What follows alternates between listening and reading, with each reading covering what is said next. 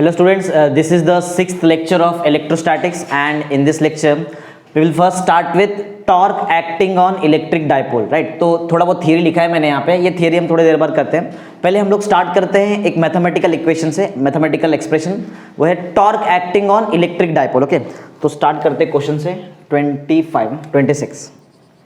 20। ये थियरी में कराऊंगा तुमको थोड़ी देर में, पहले ये करते हैं torque acting on electric dipole, torque acting on electric dipole।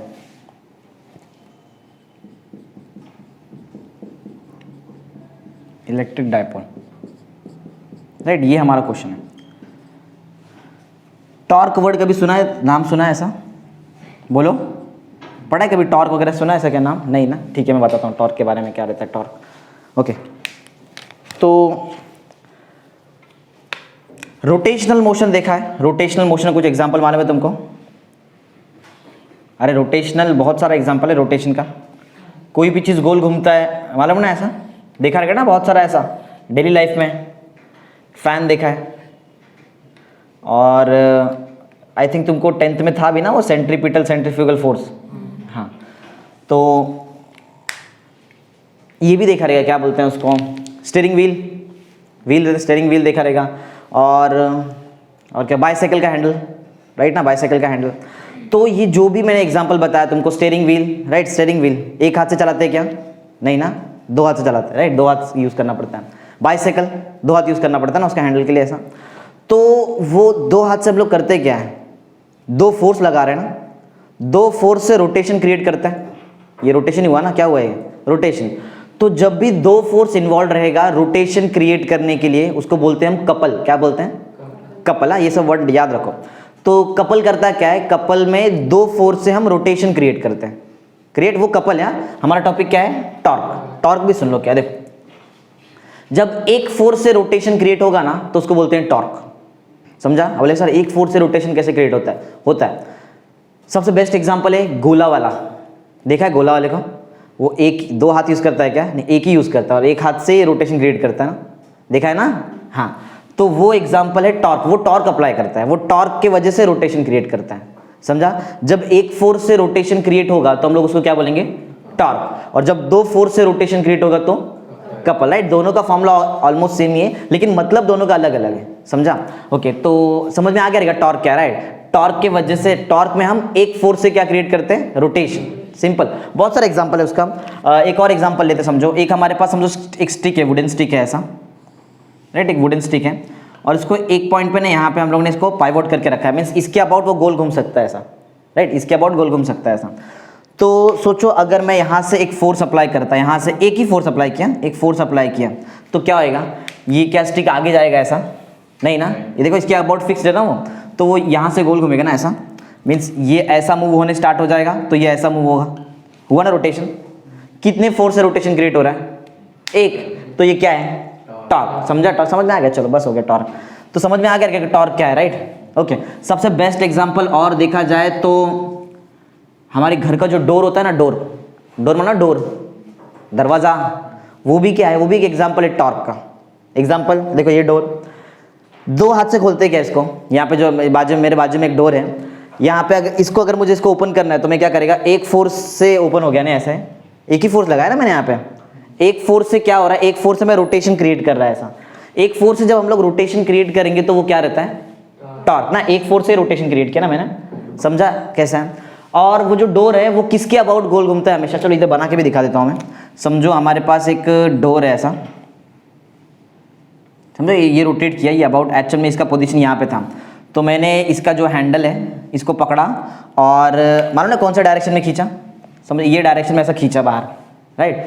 तो ये डोर रोटेट होने स्टार्ट होता है, और ये अबाउट इसके फिक्स्ड एक्सिस के अबाउट रोटेट होता है ना, ये दिख रहा है इसका फिक्स्ड एक्सिस, जिधर उसको फिक्स्ड करके रखा है उधर एकदम कोने में फिक्स्ड रहता है ना वो, उसके अबाउट गोल घूमता है ऐसा। समझा ना?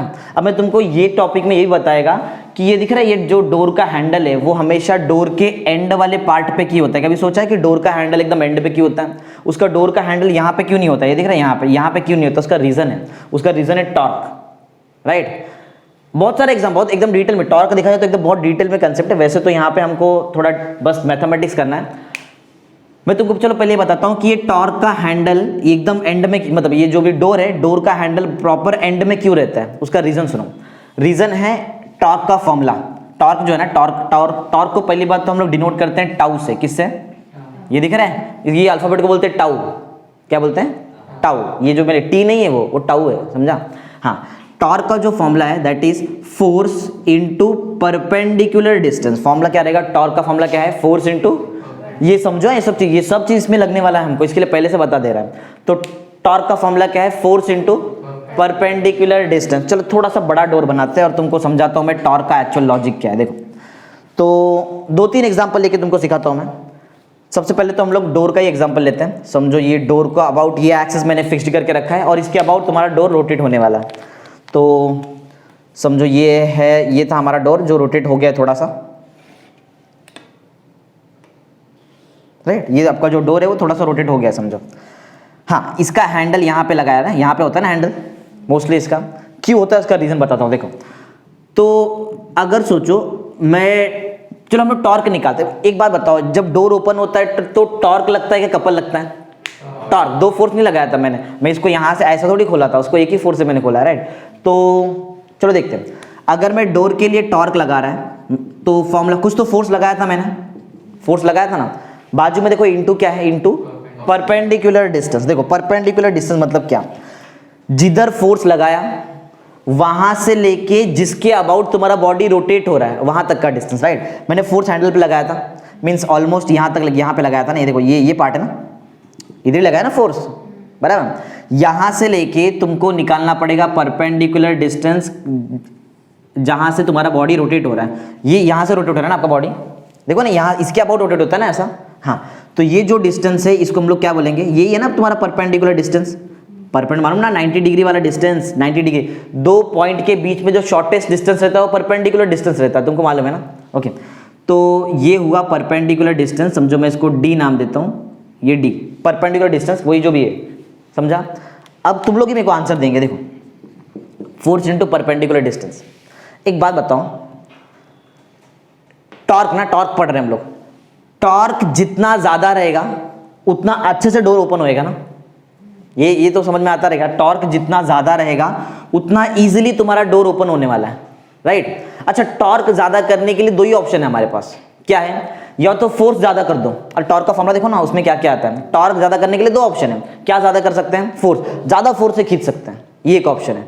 लेकिन ये थोड़ा ये प्रॉपर इसमें साइंस लगता है कि ज्यादा फोर्स से क्या खींचने का। साइंस क्या करता है? हमेशा कम एनर्जी में ज्यादा काम चाहिए साइंस को, समझा कैसा लॉजिक है? तो ज्यादा फोर्स का लॉजिक बनता नहीं है। दूसरा ऑप्शन देखो क्या है? डिस्टेंस। अगर मैं डिस्टेंस को ज्यादा कर दूं तो क्या होगा? टॉर्क ज्यादा होएगा ना? ये तो बेसिक मैथ्स है ना, समझ में आता है ना? कोई बड़े नंबर को किससे मल्टीप्लाई करेगा तो आंसर बड़ा आएगा ना?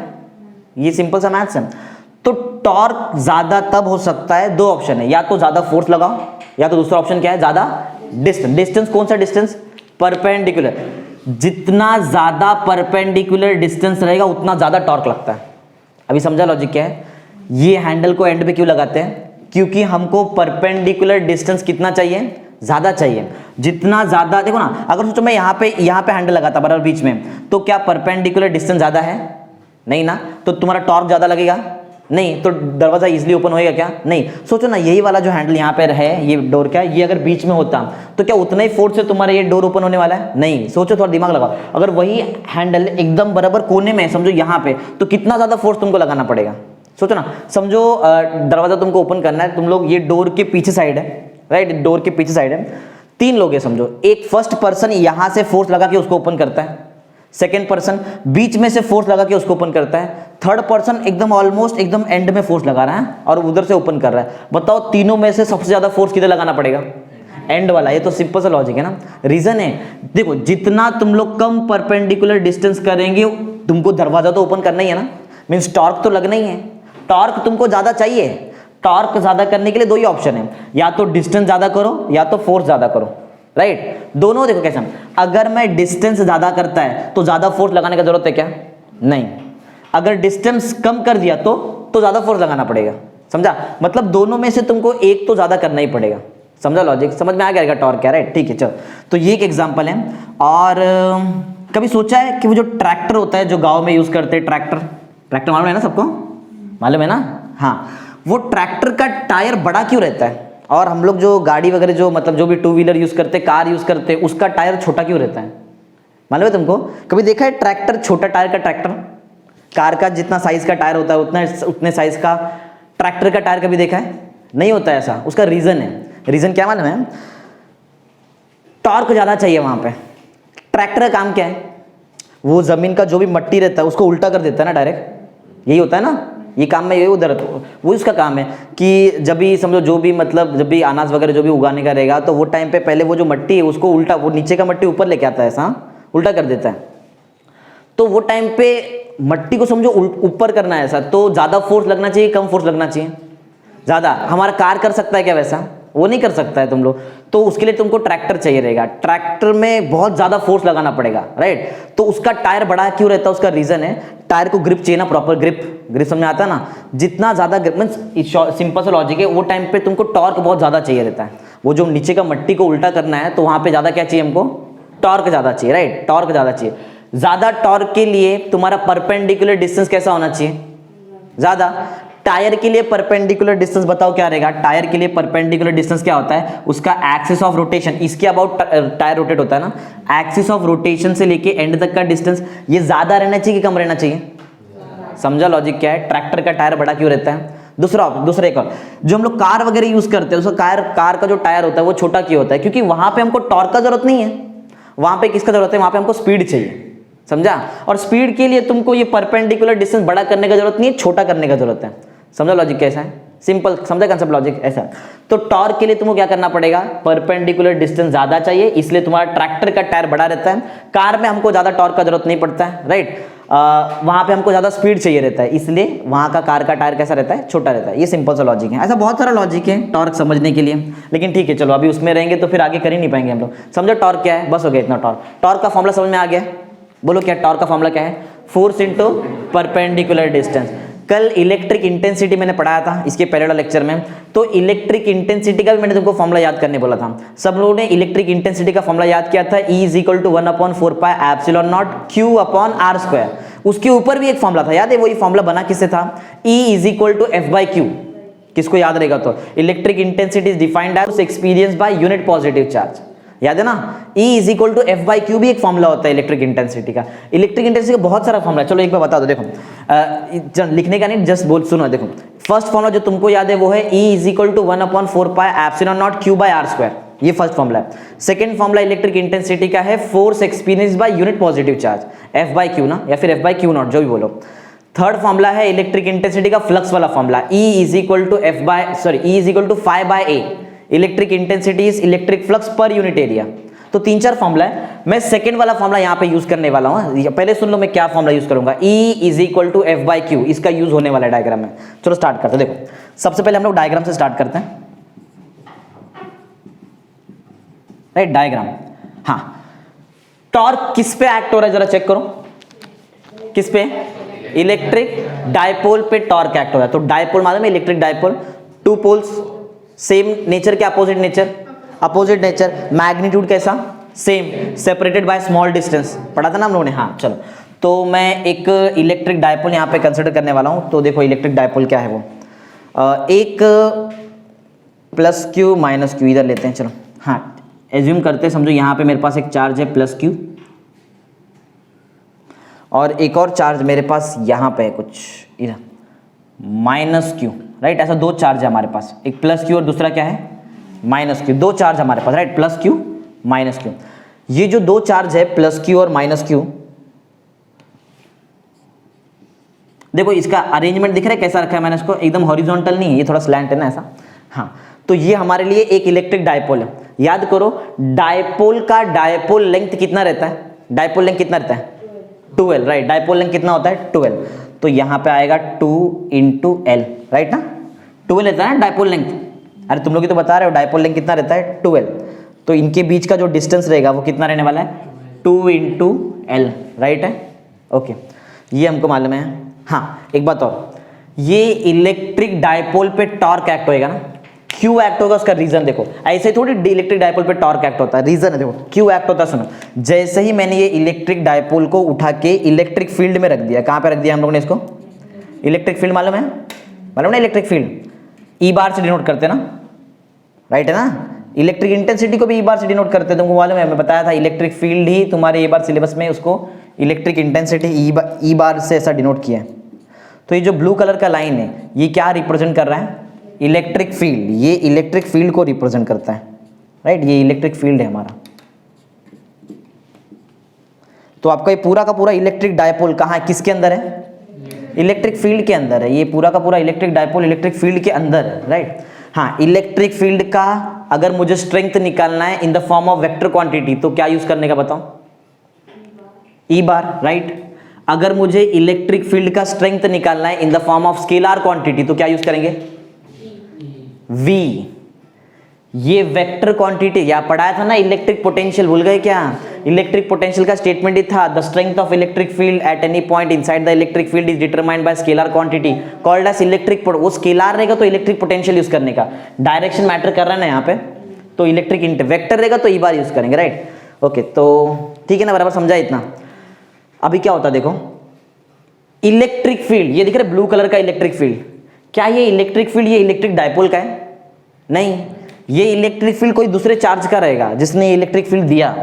अब ये भी चार्ज है ना यहाँ पे, ये खुद का भी तो अपना इलेक्ट्रिक फील्ड बनाएगा, चार्ज इलेक्ट्रिक फील्ड बनाता है, पॉजिटिव चार्ज से इलेक्ट्रिक फील्ड निकलता है और नेगेटिव पे आके एंड हो जाता है, ऐसा तो मानो ना तुमको। हाँ, तो जब चार्जेस इलेक्ट्रिक फील्ड बनाएंगे तो चार्ज का इलेक्ट्रिक फील्ड ये पहले से जो इलेक्ट्रिक फील्ड है इनसे इंटरैक्ट करेगा ना, और दोनों में से बताओ ज्यादा इलेक्ट्रिक फील्ड किसका है, जो पहले से इलेक्ट्रिक फील्ड ये ज्यादा है कि चार्ज का इलेक्ट्रिक फील्ड ज्यादा है, जो पहले से उसका इलेक्ट्रिक फील्ड ज्यादा है ना, देखो ना कि ये बड़ा है एकदम, राइट, ई बार, ये पहले से किसी ने दिया है तो भी यहां तक पहुंचा है ऐसा, तो ये ई बार ज्यादा है। तो कौन किस पे फोर्स लगाएगा, इलेक्ट्रिक चार्ज इलेक्ट्रिक फील्ड पे फोर्स, इलेक्ट्रिक फील्ड जिस चार्ज से आता है उस पे फोर्स लगाया कि इलेक्ट्रिक फील्ड चार्ज पे फोर्स लगाने वाला है, इलेक्ट्रिक फील्ड ये चार्ज पे फोर्स लगाया क्योंकि ये ज्यादा है ना, राइट। तो जब भी इलेक्ट्रिक फील्ड कोई चार्ज पे फोर्स लगाता है तो बताओ जरा फॉर्मूला क्या रहता है। एक फर्स्ट पॉइंट यहाँ पे लिख रहे हैं, देखो हम लोग सबसे पहले force experienced bye charges, charges force experience करेगा ना, ये वाला चार्जेस फोर्स एक्सपीरियंस करने वाले हैं, फोर्स एक्सपीरियंस बाय चार्जेस, ये सबसे पहला पॉइंट है, ये पहले सबसे पहले मैं ये निकाल रहा है। कैसे निकालेंगे उसका रीजन है हमारे पास, देखो हमको ऑलरेडी मालूम है, सिंस इलेक्ट्रिक फील्ड और electric intensity is given by force experienced bye unit positive charge, या फिर क्यू लिखो सिंपल, ये फॉर्मूला बताया था, E is equal to F by Q में यूज करने वाला है, क्यू रीजन है, फोर्स निकालना है हमको, तो फोर्स यहां से निकलता है ना, बोलो यहां से एफ का वैल्यू क्या रहने वाला है, कैपिटल एफ, बोलो क्या रहेगा, अरे बोलो यहां से एफ का आंसर क्या रहेगा, ई का वैल्यू अगर एफ बाई क्यू है, ई इंटू क्यू, तो एफ इज इक्वल टू क्या आएगा, ई इंटू क्यू। लेकिन क्या तुम्हारे पास क्यू चार्ज दिखाई दे रहा है किधर, नहीं, तुम्हारे पास क्या है प्लस क्यू और क्या है माइनस क्यू, तो दोनों निकालना पड़ेगा। चलो तो एक काम करते हैं, दो चार्ज के लिए अलग अलग से निकालते हैं, राइट। तो चलो एक फर्स्ट चार्ज के लिए यहाँ से निकालेंगे और एक सेकंड चार्ज के लिए यहाँ से निकालेंगे। चलो फॉर कौन सा चार्ज, फॉर प्लस क्यू निकालूं, पहले फॉर प्लस क्यू निकालो, बताओ अगर प्लस क्यू वाला चार्ज पे फोर्स लग रहा है तो तुमको क्यू के जगह बोलो क्या लिखना पड़ेगा, अरे प्लस क्यू चार्ज पे फोर्स लग रहा है तो ई एफ का वैल्यू क्या रहेगा, E into plus Q,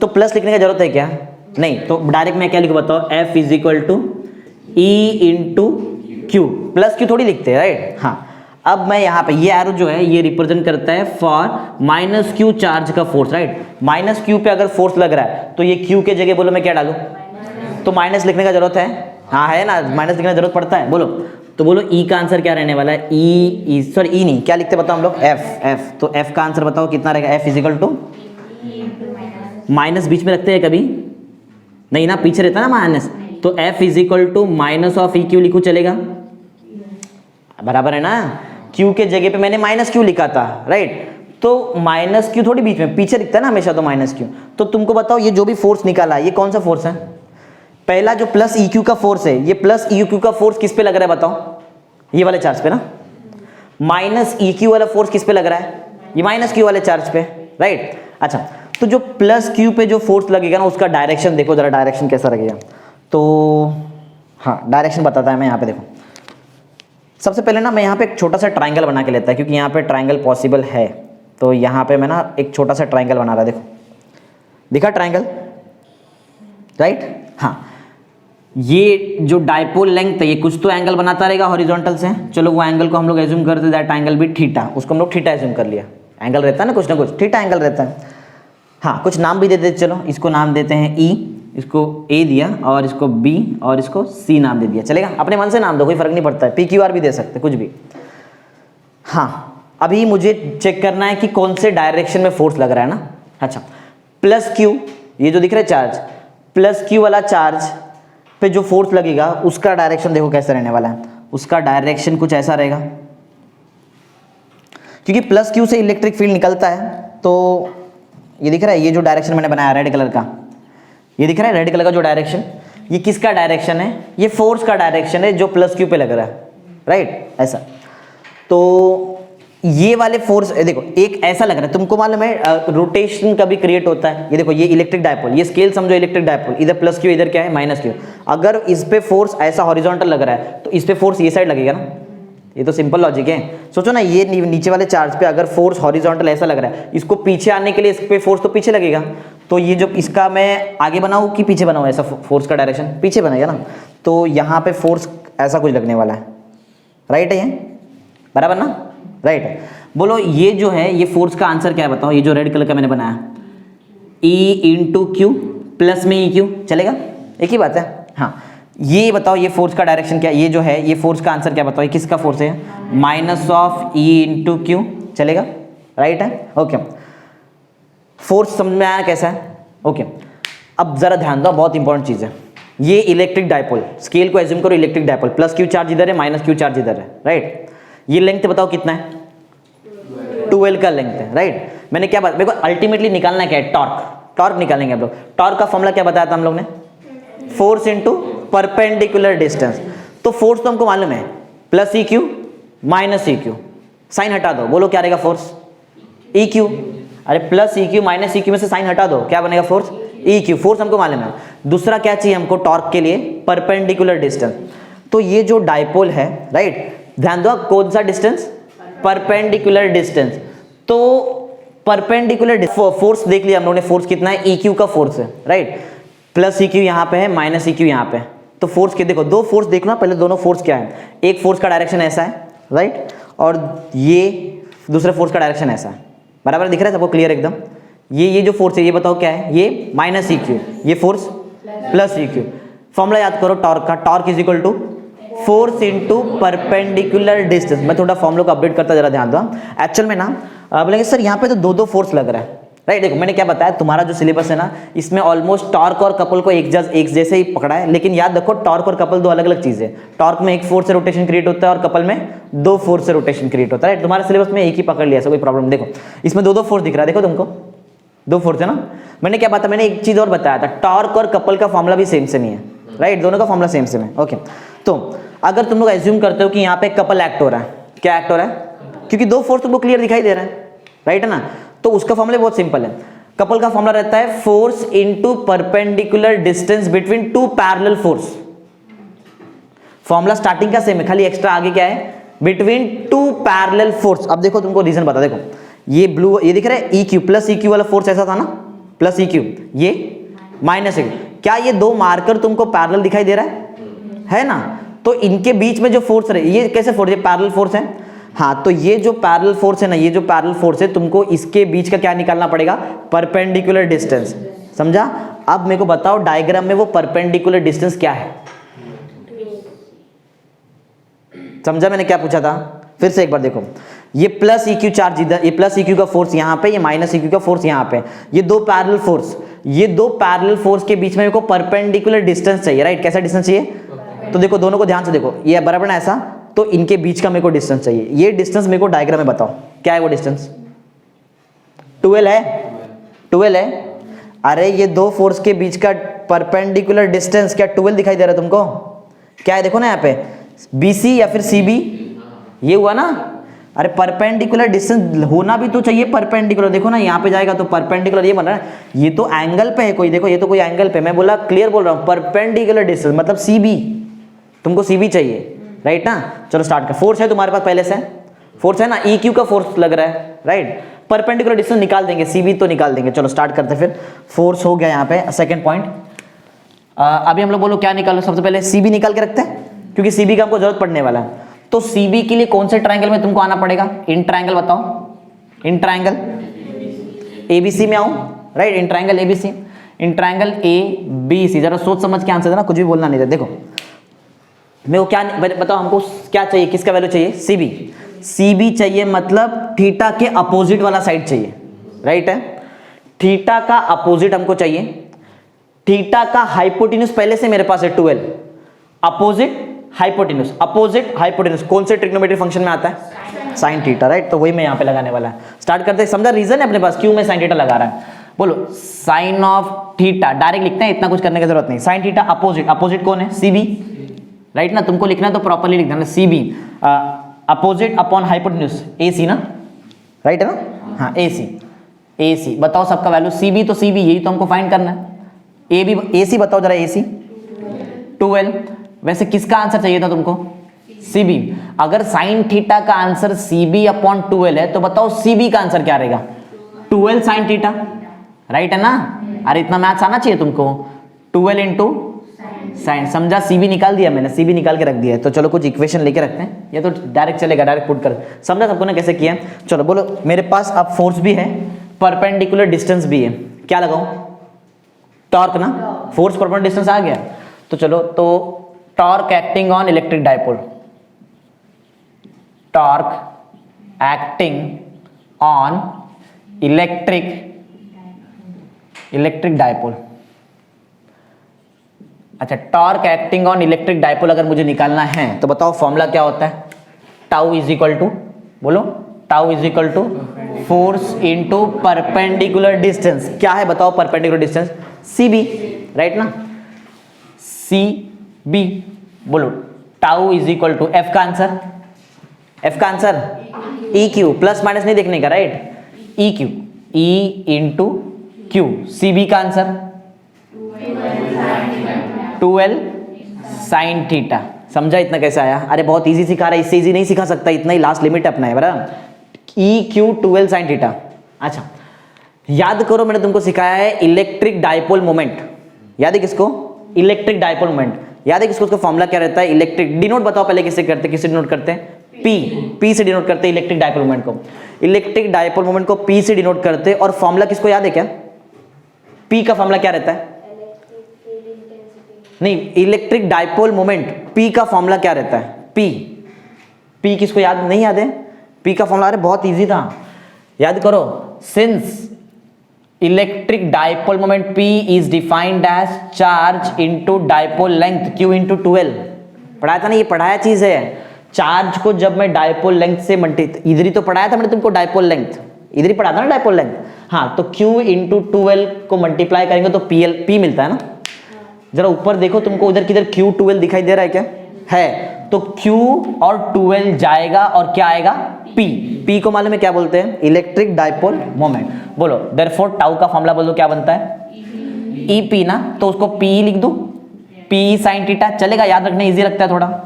torque का फॉर्मूला समझा क्या है, P sine theta, okay, torque का फॉर्मूला P साइन थीटा है। वेक्टर्स में आओ, वेक्टर मींस मैथमेटिकल मेथड, जो तुमको मैंने सेकंड चैप्टर पढ़ाया रहेगा, वो देखो, वो बहुत इंपॉर्टेंट चीज है, स्टार्टिंग का पहले देखो, अगर नहीं भी याद है तो ठीक है, चलो मैं एक लॉजिक सिखाता तुमको। ए बार क्रॉस बी बार, इसका आंसर किसको याद है, क्या बोलते हैं, ए बार क्रॉस बी बार को क्या बोलते हैं, ए बी साइन थीटा, मालूम है, मालूम है ना, नहीं मालूम तो अभी देख लो, ए बार क्रॉस बी बार का आंसर क्या रहता है, ए बी साइन थीटा। अब सुनो, बार हटा, क्रॉस गया तो साइन थीटा आया, समझा, बार हट गया ना, यहाँ पे क्रॉस भी हट गया तो क्या आया, साइन थीटा। उल्टा करो, साइन थीटा हटाओ तो बार भी आएगा और क्रॉस भी आएगा, ये ना। चलो हटाते साइन थीटा, देखो ये तो मैग्नीट्यूड फॉर्म है, स्केलर फॉर्म है, वेक्टर फॉर्म में लिखना है ना हमको, वेक्टर फॉर्म भी अभी पूरा वेक्टर में भी आना चाहिए। तो टॉर्क तो वेक्टर क्वांटिटी है, राइट, टॉर्क क्या है, वेक्टर क्वांटिटी, टाउ बार, राइट। मैंने क्या बताया था, साइन थीटा हटाएंगे तो क्या क्या आना चाहिए, दो चीज आएगा, बार आएगा ऊपर और बीच में क्रॉस, तो बोलो क्या आएगा, पी बार क्रॉस ई बार। समझा कैसे निकाला है? बहुत ईजी है। तो वेक्टर फॉर्म में बता दिया और स्केलर फॉर्म में भी तुमको समझा दिया मैंने, राइट? तो समझा कैसे आंसर आया? This is the required expression for torque acting on electric dipole when it is kept in electric field, right? तो ये हम लोग ने टॉर्क का आंसर निकाल दिया। मैग्नीट्यूड के फॉर्म में भी आंसर निकाला है और वेक्टर फॉर्म में भी तुम्हारे पास आंसर। समझा कैसे निकाला है? चलो तो अब नेक्स्ट चीज देखते हैं। कितना हो गया? 1 2 3 ना। फोर्थ पॉइंट देखो, एसआई यूनिट। टॉर्क कभी भी तुम लोग देखोगे ना, टॉर्क का जो यूनिट होता है, अभी के लिए याद रखो, आगे भी तुमको बहुत जगह पे यूज होगा टॉर्क का ऐसा यूनिट होता है न्यूटन मीटर, राइट? तुम लोग कभी कार का रिव्यू वगैरह देखेंगे ना, तो वहां पे दिखता है कि 10 जो भी रहेगा 100 न्यूटन मीटर का टॉर्क है। वहां पे तुम लोग वर्ड सुनेंगे। अभी ये टॉर्क सुन लिया ना यहाँ पे नाम, आगे तुम लोग बहुत बार नाम ही सुने। कार का रिव्यू देखो, बाइक वगैरह का रिव्यू देखो, तो वहां पे ना तुमको बताएंगे कि इसका टॉर्क कितना है, कितना न्यूटन मीटर का टॉर्क प्रोड्यूस करता है वो, राइट? तो टॉर्क का ऐसा यूनिट क्या रहेगा? Newton metre, right? Newton metre. कहां से आया? रीजन सुनो। टॉर्क का फॉर्मूला देखो। टॉर्क का फॉर्मूला क्या है? Force into perpendicular distance. Distance है ना, torque is equal to force into perpendicular distance. बताओ फोर्स का यूनिट क्या रहता है? न्यूटन। ये देखो न्यूटन। परपेंडिकुलर डिस्टेंस रहने तो कैसा भी डिस्टेंस है, डिस्टेंस का यूनिट क्या रहता है? मीटर। देखो मीटर, न्यूटन मीटर। रीजन है अपने पास सबका। समझा ऐसा यूनिट कैसे निकाला? डायमेंशन निकाल के दिखाऊं? डायमेंशन मैंने तुमको शायद न्यूटन का डायमेंशन याद कराया था जब मैंने तुमको वर्क डन जूल का डायमेंशन याद कराया था। वही टाइम पे, वही लेक्चर में तुमको न्यूटन का भी डायमेंशन याद कराया था। नहीं याद है? सुन लो, लेकिन याद होना चाहिए। न्यूटन का डायमेंशन होता है L1 M1 T-2, right? Metre का डायमेंशन बताओ। मीटर मींस लेंथ, तो लेंथ का डायमेंशन क्या रहेगा? L1 बस ना। इनटू में रहेगा तो पावर प्लस करते हैं हम लोग, और डिवाइड में रहेगा तो पावर माइनस करते हैं। तो L1 है और L1 है, बोलो क्या मिल जाएगा? टोटल मिलके क्या बनता है? L2 M1 T-2। समझा ना? बाकी तो एज इट इज रहेगा ना, बाकी और कुछ मल्टीप्लाई करने के लिए है ही नहीं। तो ये किसका आंसर होगा बताओ? टॉर्क। किसका? टॉर्क का डायमेंशन। समझा? L2 M1 T-2। ऐसा ही डायमेंशन हो किधर? ये जूल का भी डायमेंशन है। जूल का डायमेंशन ये होता है ना, work done L2 M1 T-2, उधर ही पढ़ाया था मैंने। ऐसे ही ऑलमोस्ट, ठीक है? तो समझा कैसे निकाला मैंने टॉर्क? टॉर्क का आंसर कैसा है? समझ गया प्रॉपर कैसा है? एकदम इजी था। देखो कुछ नहीं है, मैथमेटिक्स बहुत इजी रहता है, लॉजिक समझ में आना चाहिए। डायग्राम बनाया, हमको मालूम था टॉर्क निकालने का है। टॉर्क निकालने के लिए दो चीज चाहिए, फोर्स चाहिए, फोर्स निकाला। दूसरा क्या चाहिए? परपेंडिकुलर डिस्टेंस, वो भी निकाला, फॉर्मूला में डाल दिया, आंसर आया। उसको मैग्नीट्यूड के फॉर्म में था, उसको वेक्टर फॉर्म में भी किया, वो फॉर्मूला बेसिक यूज करके, सिंपल। फिर ऐसा यूनिट देखा, ऐसा यूनिट तो फॉर्मूले से निकाला ना हम लोग ने, और डायमेंशन ऐसा यूनिट से निकाल दिया, सिंपल। चलो समझा सबको? इतना क्या किया? चलो नेक्स्ट स्टार्ट करते हैं अभी। तो नेक्स्ट क्वेश्चन है electric intensity at the axis of short electric dipole, right? Question भी याद होना चाहिए हमको। ऐसा है, देखो न्यू क्वेश्चन जो है वो किधर गया? 26 ना, 27। क्वेश्चन नंबर 27, इलेक्ट्रिक इंटेंसिटी, या फिर मैं डायरेक्ट शॉर्ट फॉर्म में लिखता हूँ ई बार, या फिर ई लिख देते हैं। ई मतलब समझ जाओ कि वो है इलेक्ट्रिक इंटेंसिटी, या फिर इलेक्ट्रिक फील्ड बोलो, या तो इलेक्ट्रिक फ्लक्स डेंसिटी बोलो। इलेक्ट्रिक फील्ड, इलेक्ट्रिक इंटेंसिटी और electric flux density at the axis of dipole. Dipole समझ में आता है ना? डायपोल, इसके एक्सिस पे हम लोग इलेक्ट्रिक ई निकालेंगे, इलेक्ट्रिक इंटेंसिटी। चलो देखते हैं, तो फटाफट स्टार्ट करते हैं। Eight the axis of dipole, सब मैथमेटिक्स है, इसकी देखते हैं। इसमें तो शायद पूरा जाएगा, ये पूरा जगह। एक और हमारा डेरिवेटिव, जैसे एक्सिस है वैसे इक्वेटर भी है, डायपोल। तो ई का पूरा कंसेप्ट सबको मालूम है ना? इलेक्ट्रिक इंटेंसिटी का फॉर्मूला सब याद है सबको? 3 फॉर्मूला ना ई का। बताओ फर्स्ट फॉर्मूला जो तुमने कल याद किया था क्या था? E is equal to 1/4 pi epsilon naught Q by. आज मैंने एक नया फॉर्मूला तुमको सिखाया यहाँ पे, E is equal to F upon Q, right? और ई का एक और फॉर्मूला एक्चुअल में होता है 5/A, electric flux upon area, right? तो चलो ये न्यू क्वेश्चन स्टार्ट करते हैं। Electric intensity at the axis of electric dipole. बाद में इसमें मैं तुमको शॉर्ट इलेक्ट्रिक डायपोल भी सिखाएगा ऐसा। चलो स्टार्ट। समझा ना सबको? टॉर्क कैसे सिखाया मैंने? टॉर्क प्रॉपरली याद है ना? बराबर, ओके। चलो डायग्राम से सबसे पहले स्टार्ट करते हैं। डायग्राम,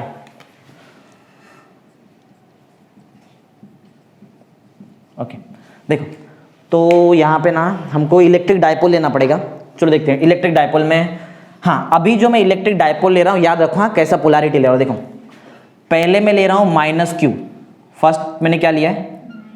माइनस क्यू, थोड़ा सा पीछे बनाते हैं, माइनस क्यू, पहले माइनस क्यू फिर प्लस क्यू, ऐसा याद रखो, पहले आएगा माइनस क्यू, राइट ना, फिर इसके बाद क्या लेने का, प्लस क्यू। समझो यहाँ पे हम लोग प्लस क्यू लेते हैं, ये प्लस क्यू वाला चार्ज, समझा, राइट है। आंसर दो फटाफट, इनके बीच का डिस्टेंस क्या रहेगा, 2L, हमको मालूम है डाइपोल लेंथ तो 2L रहता है, क्लियर ना, डाइपोल लेंथ 2L रहता है। और क्या, हाँ हमको बताओ जरा, पढ़ो क्वेश्चन पढ़ो, किधर तुमको E निकालना है, E कहाँ पे निकालना है, E एट एक्सिस ना, एक्सिस सबको समझ में आता है, ये ना, इसको बोलते हैं एक्सिस, राइट, और ऐसा रहेगा तो इक्वेटर। चलो तो एक्सिस पे निकालते हैं, समझो इसको कुछ भी अपने हिसाब से नाम ले सकते, कोई प्रॉब्लम नहीं है। समझो ये minus Q charge point A पे, plus Q charge point B पे है, और मुझे जहां पे इलेक्ट्रिक इंटेंसिटी निकालना है वो इसके एक्सिस पे आएगा ना वो पॉइंट। तो चलो इसके एक्सिस पे एक पॉइंट लेते हैं, कुछ इधर इधर लेते हैं पॉइंट, ये पॉइंट का नाम है पी, समझा। पहले सब पॉइंट समझो, पॉइंट ए पे क्या है, पॉइंट ए पे माइनस क्यू का चार्ज है, पॉइंट बी पे प्लस क्यू वाला चार्ज है, पॉइंट पी क्या है, point P is the point where we have to find electric intensity. और देखो चेक करो, ये एक्सिस पे ही है ना, एक्सिस पे आ रहा है।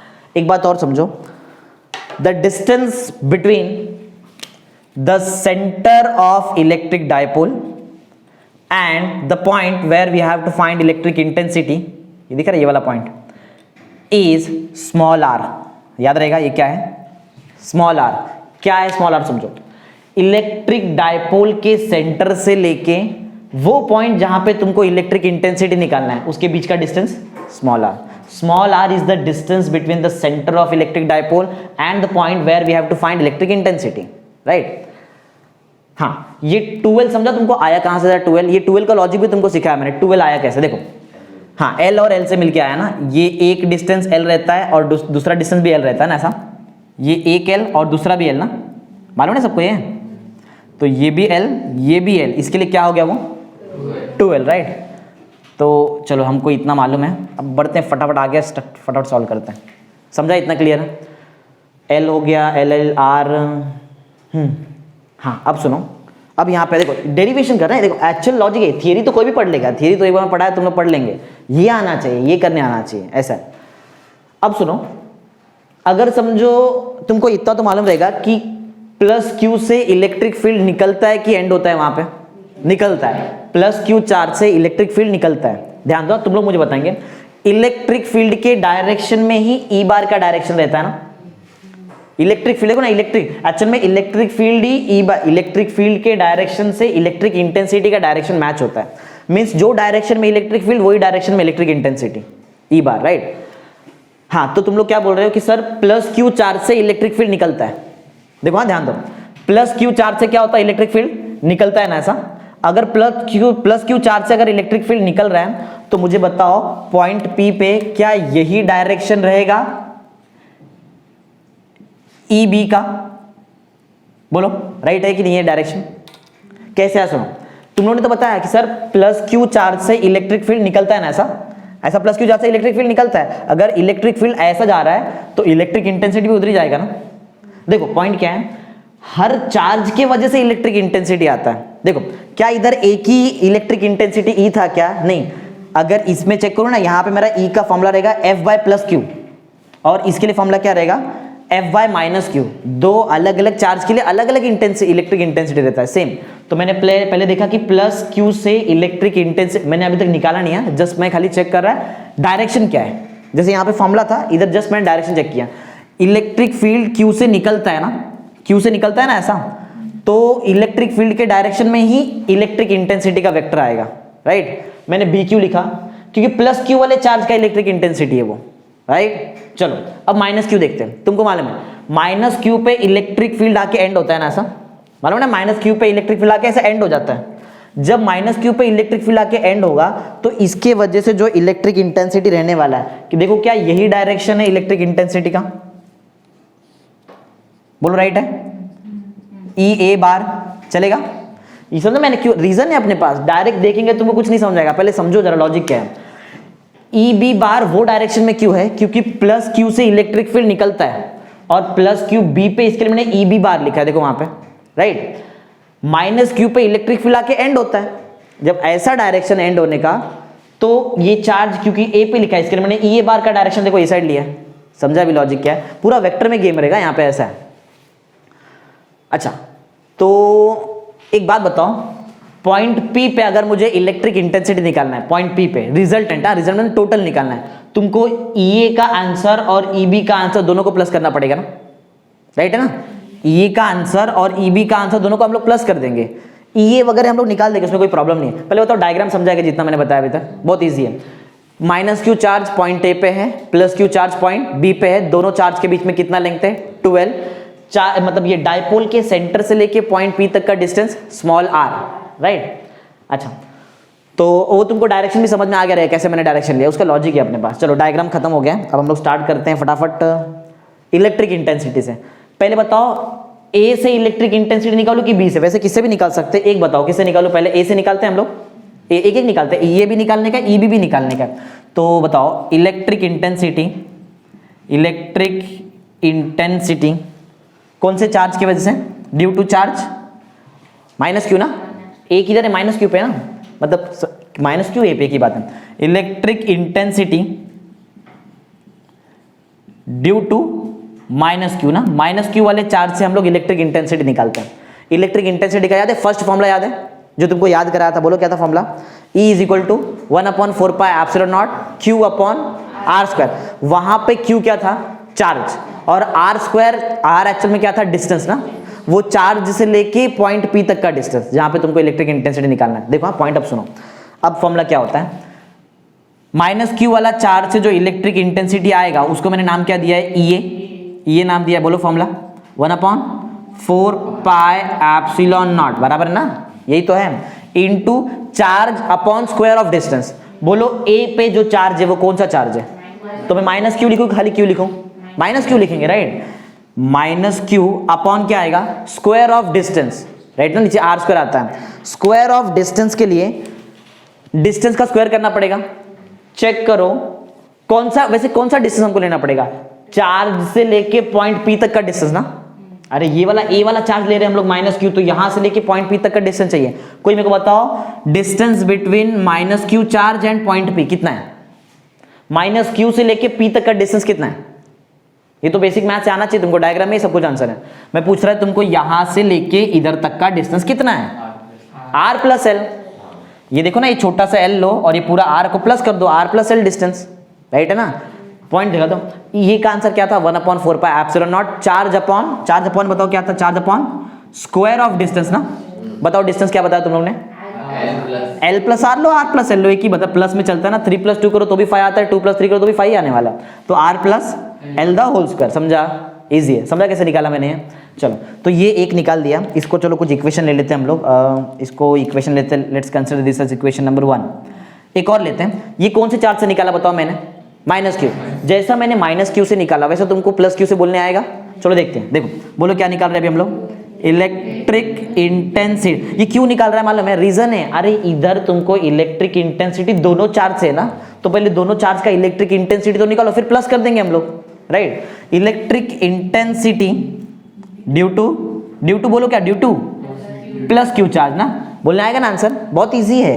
चलो बताओ क्या लिखूं, ई ए लिखूं, ई बी लिखना पड़ेगा, राइट, ई बी बोलो formula 1/4 pi epsilon not into charge, charge क्या है, बी पे चार्ज क्या है, प्लस लिखने का जरूरत है नहीं ना, छोड़ देते, चलो प्लस मत नहीं लिखेंगे, क्यू अपॉन क्या आता है, स्क्वायर ऑफ डिस्टेंस। ध्यान से सुनो, आंसर ध्यान से सुनो, किसके बीच का डिस्टेंस है ये बताओ, प्लस क्यू चार्ज और पॉइंट पी ना, ध्यान सुनो, प्लस क्यू चार्ज और पॉइंट पी के बीच का डिस्टेंस मेरे को चाहिए, प्लस क्यू से पी तक का डिस्टेंस जरा मेरे को कोई बताओ क्या रहेगा, आर माइनस है। ये आर में से इतना सा एल कट कर दो तो ये बचा, वही तो है ना तुम्हारा डिस्टेंस, इतना मैथ्स आता है ना सबको। चलो तो तुम लोग ही बता रहे कि सर डिस्टेंस है आर माइनस एल, राइट है, राइट आंसर है, चलेगा। बोलो कंसिडर क्या करेंगे, इक्वेशन नंबर 2, समझा। तुमको पूरा प्रोसेस मालूम है करने है क्या, खाली मैं करके देगा तुमको मालूम है पूरा प्रोसेस। ई ए निकाल दिया, ई बी निकाल दिया, अभी क्या करने का, पॉइंट पी पे रिजल्टेंट इलेक्ट्रिक इंटेंसिटी निकालते हैं, जिसमें मैं दोनों को प्लस कर देगा, राइट। बोलो क्या निकाल रहे हैं हम लोग, रिजल्टेंट इलेक्ट्रिक इंटेंसिटी किधर, लेकिन कहाँ, एट P, हाँ एट पॉइंट P, समझा ना, पॉइंट P पे हम लोग रिजल्टेंट इलेक्ट्रिक इंटेंसिटी निकालते हैं। चलो क्या मैं रिजल्टेंट इलेक्ट्रिक इंटेंसिटी को E नाम दूं? एक ही है ना रिजल्टेंट, दोनों को मिला के बोलो E का फॉर्मूला क्या है? अरे E का फॉर्मूला क्या है? रिजल्टेंट P पे कैसे निकालेंगे? दोनों को प्लस करना पड़ेगा ना। किसको दोनों को प्लस करना पड़ेगा? EA और EB, यही है ना। EA का आंसर तुमको मालूम है, EB का आंसर भी तुमको मालूम है, पुट करो, बोलो फटाफट EA का आंसर। हाँ एक काम करते क्या, EA नेगेटिव है, EB पहले पॉजिटिव लिखो, चलता है, बोलो पहले पॉजिटिव और थोड़ा छोटा करके लिखो, 1 इंटू क्यू मल्टीप्लाई कर दो, बोलो Q ना, Q upon 4 pi epsilon naught R minus L the whole square. जगह नहीं होएगा ना लगता, ठीक है तो थोड़ा सा मैनेज करते हैं क्योंकि ये बड़ा डेरिवेशन, मेरे को एक और डेरिवेशन तुमको यहाँ पे ही कराना है। हाँ क्या निकाल रहे थे बताओ हम लोग? रिजल्टेंट इलेक्ट्रिक इंटेंसिटी ना, E, बोलो फॉर्मूला क्या था? EA plus EB। तुम लोग मेरे को बता रहे कि सर पहले पॉजिटिव लिखते बाद में नेगेटिव लिखते, राइट? तो चलो पहले पॉजिटिव लिखते, बोलो पॉजिटिव क्या है? ये ना, और छोटा करके लिखेंगे Q upon 4 pi epsilon naught R minus L the whole square, ये पहले पॉजिटिव।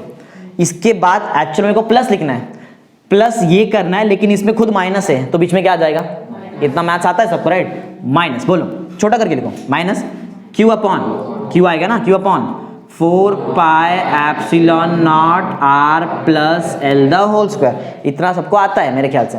अच्छा तुमको ये भी मालूम है कि सर कुछ तो कॉमन दिखाई दे रहा है हमको यहाँ पे, बताओ कॉमन क्या क्या है? Q 4 pi epsilon not, right है ना? लो कॉमन लो, बोलो Q upon 4 pi epsilon not. देखो क्या कर रहे हैं मालूम, जो हम लोग ने 10th में मैथमेटिक्स पढ़ाया था वही तो मैथ्स कर रहे हैं, बस कुछ नया चीज़ नहीं है।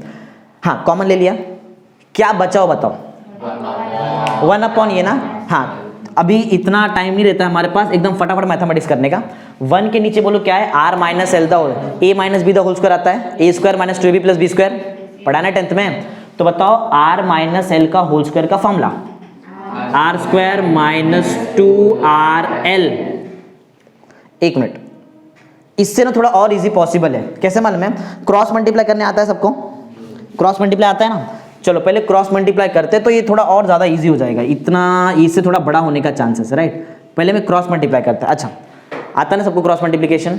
ओके पहले मेरे को न्यूमरेटर बताओ, बाद में डिनोमिनेटर देखता है। देखो ये Q एक गया है, सिर्फ ये बचा ना इतना पार्ट, हाँ ये वाला पार्ट यहाँ पे आएगा ना ऊपर, ऐसा होता है ना? तो R प्लस एल का होल स्क्वायर ऊपर आएगा, R प्लस एल का होल स्क्वायर बोलो, R square plus 2RL plus L square. इतना मालूम है ना क्या किया? हाँ अब R माइनस एल का होल स्क्वायर इधर जाएगा, बात समझो, पीछे माइनस साइन है, तुमको माइनस साइन इधर ऑपरेट करना पड़ेगा, एक साथ बोलने आएगा शॉर्टकट। अभी देखो इतना डिटेल में नहीं लिखने का पड़ता है, पूरा एकदम आधा कैलकुलेशन माइंड में होना चाहिए। मैं R माइनस एल का होल स्क्वायर यहाँ पे करने वाला है, लेकिन पीछे से माइनस साइन भी ऑन द स्पॉट उधर लगाएगा, बोलो minus of R square plus 2RL minus L square. बोलो समझा कि नहीं समझा? ये समझा? देखो क्या था एक्चुअल में, R square minus 2RL plus L square था, लेकिन पीछे से जो माइनस साइन लगा उसने सबको चेंज कर दिया। अरे पीछे माइनस साइन है, भूल गए क्या? इधर ये अप्लाई करना पड़ता है न्यूमरेटर में। अच्छा बताओ नीचे क्या नीचे ऐसा होल स्क्वायर मत करो, नीचे बताओ क्या क्या बचेगा? ऐसा मल्टीप्लाई किया, ऐसा मल्टीप्लाई किया, फिर नीचे भी मल्टीप्लाई होता है ना ऐसा, नीचे बताओ क्या मल्टीप्लाई होएगा? R minus L the whole square, whole square है मैं लिख रहा नहीं लेकिन है, R minus L the whole square into बोलो R प्लस एल द, दोनों में होल स्क्वायर है तो क्या मैं दोनों का होल स्क्वायर एक साथ लिख दूं? ऐसा होता है? ऐसा चलता है? ऐसा होता है। न्यूमरेटर में देखो कुछ तो कुछ कैंसिल होएगा, minus L square plus L square गया, minus R square plus R square गया, मैं कट नहीं करेगा, समझ में आ जाता है, राइट? ठीक गया।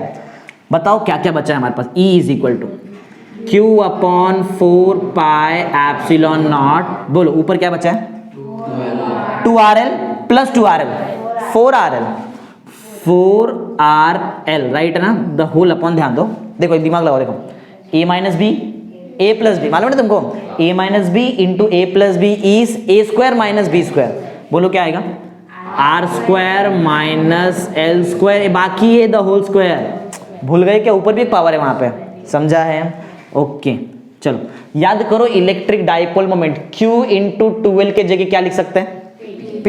देखो न्यूमरेटर देखो, सिर्फ न्यूमरेटर Q दिख रहा है, 4 में से 2 निकालो, 2l है ना। एक काम करते हैं, 4 को ऐसा लिखूं क्या, 2 इंटू 2 q इंटू 2l के जगह पे क्या आ जाएगा, नहीं समझा है? अरे सब न्यूमरेटर में मल्टीप्लीकेशन में है, वो खाली मैं ऐसा अलग अलग लिखा है, चलो लिख के दिखा देता है। बोलो, वैसे आना चाहिए तुमको बोलने। देखो मैं क्या बोल रहा है, ये q लो, ये 2 लो, ये l लो, क्या बनेगा, q2l, p बनता है ना। हाँ, तो जो बचा है वो पहले बताओ। बोलो क्या क्या बचा था बताओ हमारे पास। e इज इक्वल टू, ये 2 है ना, ये 2 है, ये वाला 2 गया है, 2 गया, 2 लिखा है, ये वाला 2, ये p, ये r बाकी है ना, वहां पे r बाकी है। अच्छा, q इंटू 2 इंटू l से क्या बनेगा बताओ, p, तो 2 p और बाजू में कुछ तो बाकी है r। चलो ठीक, समझ में आ गया, मतलब समझा कैसे है। ओके, द होल अपॉन बताओ जरा क्या बाकी है हमारे पास, आर स्क्वायर माइन, नहीं 4 पाई वगैरह बाकी है ना। तो इसको थोड़ा सिस्टमैटिक लिखूं क्या, देखो मैं कैसे सिस्टमैटिक लिखूं, कैसे लिखता, देखो 4 पाई वो सब लिखना पड़ेगा ना अपने को। 1 upon 4 pi epsilon not into, याद है 2 था, इंटू पी भी था, इंटू आर भी था, upon R square minus L square the whole square. समझा? बोलो, समझना चाहिए, इजी तो है, बराबर ना। हाँ, ये हमारा क्या है, this is the required electric intensity, कहाँ पे, at point P. Point P पे इतना इलेक्ट्रिक इंटेंसिटी रहता है। समझा लॉजिक क्या है। अब एक लास्ट इसमें मैं एक और चीज करने वाला है, वो भी ध्यान देना, वो भी बहुत इंपॉर्टेंट है। ये तो डायपोल समझो ऑलमोस्ट है, एक एग्जाम में कभी कभी आता है for a short electric dipole, तो वो शॉर्ट इलेक्ट्रिक डायपोल भी तुमको यहाँ में सिखा देता है। देखो ये समझा क्या है, फॉर्मूला याद करना पड़ेगा तुमको। ये क्या निकाला बताओ मैंने, this is the resultant electric intensity at point P due to electric dipole, right ना। और वो अलोंग द एक्सिस पे निकाला है हम लोग ने। तो इतना फॉर्मूला है। अब मैं क्या करता, देखो मैं तुमको एक नया चीज आज कुछ सिखाता। देखो अगर समझो ये हमारा इलेक्ट्रिक डायपोल बहुत छोटा सा है, समझो इतना सा बहुत छोटा सा इलेक्ट्रिक डायपोल, एकदम छोटा इलेक्ट्रिक डायपोल, एकदम छोटा है, right, plus Q minus Q charge है। तो इसके लिए क्या होगा, right, for a short electric dipole, उसके लिए हम लोग सॉल्व करते हैं अभी। तो देखो, for a short electric dipole, for a short electric dipole, अगर इलेक्ट्रिक डायपोल खुद ही बहुत छोटा है, बहुत छोटा इलेक्ट्रिक डायपोल है, इसका मतलब ये इलेक्ट्रिक डायपोल बहुत छोटा रहेगा, तो L और छोटा हो जाएगा ना, L छोटा हो जाएगा, और R तो बड़ा रहेगा, R बड़ा है, डायपोल छोटा होने की वजह से L छोटा हो गया। तो बताओ R और L में से बड़ा कौन है, R। नहीं समझा है? अरे डायपोल में बोल रहा है बहुत छोटा डायपोल है, तो L बहुत छोटा हो जाएगा, R तो बड़ा ही है। इसका मतलब है for a short electric dipole जो R है ना, R is much greater as compare to L के कंपैरिजन में R बहुत बड़ा है, तो छोटा कौन है, L छोटा है। L इतना छोटा है कि उसको हम लोग नेग्लेक्ट कर सकते हैं। क्या कर सकते हैं, neglect. Hence L can be neglected. Neglected का मतलब मालूम है क्या है, नेग्लेक्टेड मतलब क्या है, नेग्लेक्ट मतलब क्या है कि L का आंसर हम लोग 0 ले सकते हैं। क्या ले सकते हैं, ओनली इन डिनोमिनेटर। याद रखो, हाँ, L का आंसर क्या लेंगे, 0, लेकिन सिर्फ किधर, डिनोमिनेटर में। तो ठीक है, चलो, हाँ, तो फॉर्मूला लिखना पड़ेगा। चलो ठीक है, देखते देखो फॉर्मूला क्या आएगा। E लिख रहा हूँ, E का फॉर्मूला मैं डायरेक्ट लिखने वाला, जरा ध्यान दो। देखो क्या बोल रहे बताओ तुम लोग, सर कि L को हम लोग नेग्लेक्ट कर सकते हैं। L को नेग्लेक्ट कर सकते हैं मतलब L का आंसर क्या रहेगा, 0 ना। L का आंसर क्या रहने वाला है, 0। तो अगर L का आंसर 0 है तो मैं L का आंसर 0 बताओ सिर्फ कहाँ पे लूँ, L का आंसर बोलो 0 कहाँ पे लूँ, डिनोमिनेटर में ना। सिर्फ बताया ना L का आंसर कहाँ पे 0 लेंगे हम लोग, सिर्फ डिनोमिनेटर में। तो डिनोमिनेटर में तुमको L दिखाई दे रहा है क्या, है ना, ये क्या L है, इसका वैल्यू 0 लो। बताओ नीचे क्या बनेगा फिर, R square the whole square, मतलब कितना हो गया, R⁴। नीचे R⁴ है, ऊपर भी एक R है। देखो डायरेक्ट आधा कैलकुलेशन माइंड में करने का, नीचे R⁴ और ऊपर क्या है R और नीचे का R⁴ में से एक R जाएगा, नीचे बोलो क्या बचेगा, R³ ना, राइट है, वही लिखने वाला। देखो बोलो फॉर्मूला क्या आएगा, 1/4 pi epsilon not into P, 2P upon, समझा। ये फॉर्मूला हमको बहुत इंपॉर्टेंट है क्योंकि मोस्टली हमको शॉर्ट इलेक्ट्रिक डायपोल ही मिलने वाला है, याद रहेगा फॉर्मूला। तो देखो आप, बहुत इंपॉर्टेंट चीज तुमको सिखा रहा है आज। तो ये जो हम लोगों ने निकाला है, this is the required formula for electric intensity at point P due to short electric dipole, right. Small electric dipole से फॉर्मूला ये है, याद रहेगा ना, 1/4 pi epsilon not 2P upon R³। कैसा आया तुम लोग नहीं मेरे को बताया कि L का आंसर 0 लिया तो ऐसे ही आता है, बराबर है। समझा कैसे किया है, electric intensity at the axis of short electric dipole या फिर इलेक्ट्रिक डायपोल, समझा? ये इलेक्ट्रिक डायपोल का फॉर्मूला है और ये शॉर्ट इलेक्ट्रिक डायपोल या फिर स्मॉल इलेक्ट्रिक डायपोल का फॉर्मूला है, समझा? चलो तो एक्सिस पे निकाल दिया, अभी हम लोग इक्वेटर पे सॉल्व करते हैं, राइट? समझा ना सबको कैसे निकाला एक्सिस पे? अब इक्वेटर देखते हैं, चलो। तो क्वेश्चन नंबर 28 और बोलो इधर हम लोग क्या निकालने, वो ई निकालें, किधर क्या? हाँ ई कहाँ पे बताओ? ई एट द इक्वेटर ना, इक्वेटर। ये थोड़ा सा तुमको यहाँ पे थोड़ा सा कंसेप्ट लगाना पड़ेगा, ये इतना इजी नहीं है जितना ये इजी था, राइट? ई एट द, बोलो ई एट द कहाँ पे? इक्वेटर ना, equator. E eight the equator of dipole ना, डायपोल के इक्वेटर पे अभी हम लोग क्या निकालने वाले हैं? इलेक्ट्रिक इंटेंसिटी ई। जैसे ये निकाला वैसे इधर भी निकालेंगे।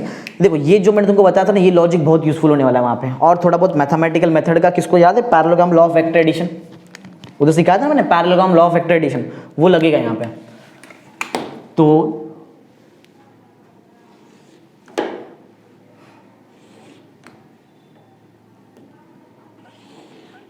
चलो स्टार्ट करते हैं।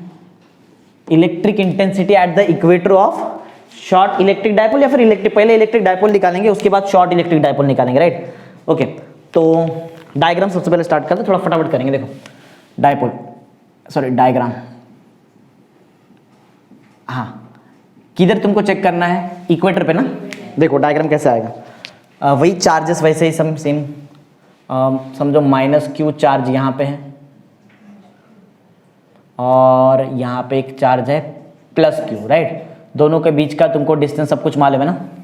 बोलो डिस्टेंस क्या लेते हैं दोनों के बीच में? टोटल डिस्टेंस कितना रहता है? 12।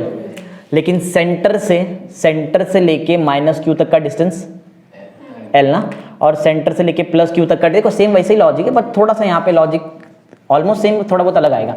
l ना, l, और इधर भी l, राइट? दोनों l आने वाला है। हाँ, किधर तुमको इलेक्ट्रिक इंटेंसिटी निकालना है? इक्वेटर पे ना। चलो इक्वेटर पे एक पॉइंट लेते हैं हम लोग।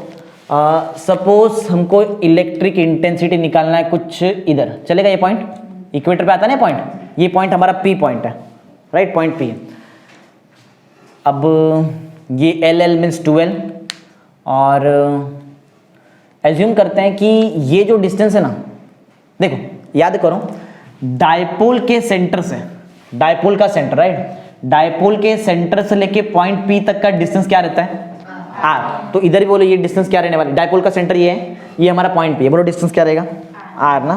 तो मैं ये डिस्टेंस को क्या लूँ? R लूँ, चलेगा ना?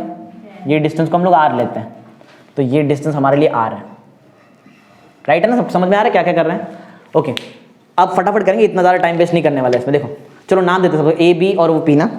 तो ये A हो जाएगा, A, ये P, चलो P में बाद में लिखिएगा, पहले B लिख देते हैं, याद रखो। लेकिन पॉइंट क्या है? P, क्योंकि उसके ऊपर से लाइंस वगैरह बहुत सारा जाने वाला है। हाँ, -q से जो इलेक्ट्रिक इंटेंसिटी रहता है, नहीं पहले +q लिखा था ना, B वाला पॉइंट ना, +q पे B था, इधर क्या है? इधर भी +q पे B है, -q पे A, -q पे, राइट? समझे? बराबर है। तो +q से इलेक्ट्रिक फील्ड निकलता है ना, तो +q से देखो दूर जा रहा था, देखो तुम्हारा EB, +q कहाँ? B पे है ना। तो EB का जो आंसर रहेगा वो EB का जो भी वेक्टर है वो +q से सेम ऐसा दिख रहा है, ये डायरेक्शन में जाएगा ना, सिंपल। तो ये हमारा B है, ये +q है, इससे जो इलेक्ट्रिक इंटेंसिटी रहेगा वो आगे जाएगा, ऐसा इसके पीछे आएगा, इसके सामने आएगा, आगे जाएगा ना। देखो ना यहाँ पे ये B वाला पार्ट से आगे है ना, ऐसा, राइट? क्योंकि यहाँ से इलेक्ट्रिक फील्ड निकलता है, सेम यहाँ से इलेक्ट्रिक फील्ड निकलेगा ऐसा, तो वो EB ऊपर जाएगा ना तुम्हारा, ऐसा। तो चलो EB बनाते हैं पहले फटाफट। EB बनाना, समझा ना कैसे कैसे निकालेंगे हम लोग EB? तो जो मैं एक डायग्राम बनाता है, जरा देखो क्या यही डायरेक्शन रहेगा EB का? बोलो, राइट है EB? ऐसा रहेगा EB? बोलो तो कुछ, ऐसे आएगा ना EB बार ऐसे आएगा। हाँ, A वाला जरा चेक करो, A वाला जो चार्ज है, A पे जो चार्ज होता है इसके साइड में आता है ना, ये बार इसकी तरफ आता है ना, ऐसा। तो इधर है ना, तो ऐसा अंदर आएगा कि बाहर जाएगा? अंदर आएगा, राइट? चलो इतना समझ में आ गया तुमको। तो ये बार ऐसा अंदर आने वाला है, समझ में आया? ये बार कैसा रहेगा? अरे बोलो, बोलने का ऐसा, ये बार ना, समझा? हाँ, तो ठीक है। अब क्या करते हैं, ये देखो ये दिख रहा है तुमको, ये दो vector E A bar E B bar, mathematical method पढ़ा रहेगा तुमको मालूम रहेगा, parallelogram law of vector addition, वो यहाँ पे यूज हो सकता है। देखो मुझे निकालना क्या है वैसे, पॉइंट पी पे क्या निकालना बताओ, पॉइंट पी पे क्या चाहिए हमको वैसे, रिजल्टेंट इलेक्ट्रिक इंटेंसिटी ना, पॉइंट पी पे हमको रिजल्टेंट इलेक्ट्रिक इंटेंसिटी चाहिए। पॉइंट पी पे अगर मुझे रिजल्टेंट इलेक्ट्रिक इंटेंसिटी चाहिए तो थोड़ा सा ये दोनों वेक्टर को सेम पहले करते हैं, ये ऊपर ई बी बार था और यहाँ पे ई A bar, E A bar, right. हाँ, वेक्टर को रिजॉल्व करने आता है तुमको। अच्छा चलो उससे पहले ना तुमको कुछ एंगल्स वगैरह बता देता है मैं यहाँ पे, तो इसको जरा ज्वाइन करते हैं हम लोग फटाफट, ये पार्ट और इसको भी ज्वाइन कर लेते हैं, ये कैसा। हाँ, एज्यूम करो कि ये जो हॉरिजॉन्टल से जो तुम्हारा ये जो लाइन एलिवेट हुआ है, ये जो एंगल है, ये एंगल थीटा, ये एंगल कितना लेते हैं हम लोग इसको, थीटा, तो ये भी एंगल थीटा लेते हैं, राइट। अगर समझो मैं यहाँ पे इसका रिजल्टेंट निकालता, रिजल्टेंट निकालने आता है तुमको, रिजल्टेंट कैसे निकालते हैं, नहीं, ठीक है चलो देखो, अगर समझो मैं यहाँ पे ये ई बी बार को रिजॉल्व करता है, रिजोल्यूशन आता है, रिजोल्यूशन ऑफ वेक्टर, नहीं मालूम है, देखो रिजोल्यूशन क्या है, समझो कुछ एक वेक्टर, क्वाड्रेंट तो मालूम नहीं, सबको क्वाड्रेंट मालूम ना, अगर कोई वेक्टर ऐसा है, ये दिख रहा है ऐसा कोई वेक्टर है, तो इसको रिजोल्व कैसे करते हैं, एक वाई एक्सिस के अलॉन्ग एक एक्स एक्सिस के अलॉन्ग, समझा, ऐसा रिजोल्यूशन होता है। तो ऐसा वेक्टर देखो मेरा ई बी बार है, दिख रहा है तुमको, अरे ये वाला वेक्टर है ना ई बी बार, तो ई बी बार को अगर मैं ऐसा रिजोल्यूशन मींस तोड़ने का वो वेक्टर को दो पार्ट में, ये एक पार्ट इधर आएगा और एक पार्ट हॉरिजॉन्टल आएगा, बोलो राइट है ना, हॉरिजॉन्टल आएगा ना कैसा, तो ई बी बार जो था ये बीच में, इसको मैंने दो पार्ट में तोड़ दिया, एक वर्टिकल और एक हॉरिजॉन्टल, दिख रहा है एक वर्टिकल, यहाँ पे एक वर्टिकल वेक्टर है ना हमारे पास, ये वर्टिकल वेक्टर में तोड़ दिया और एक हॉरिजॉन्टल वेक्टर में तोड़ दिया इसको, राइट है। अभी ई बी बार नहीं देखने का, वो वर्टिकल हॉरिजॉन्टल को देखने का। सेम ई ए बार, अगर ई ए बार देखो ये ऐसा है ना, ऐसा कोई वेक्टर रहेगा, तो इसको कैसे ब्रेक करेंगे, एक वाई एक्स के अलॉन्ग और एक एक्स एक्स के अलॉन्ग, राइट ना। तो चलो ई ए को भी ब्रेक करते हैं, ई ए को ब्रेक करेंगे तो एक वेक्टर ऐसा नीचे आएगा ना, बोलो देखो ना, इसके हिसाब से एक नीचे आएगा, एक वेक्टर नीचे आएगा और एक वेक्टर हॉरिजॉन्टल ना, ऐसा एक वेक्टर यहाँ पे हॉरिजॉन्टल आएगा, बोलो राइट ना, ऐसा।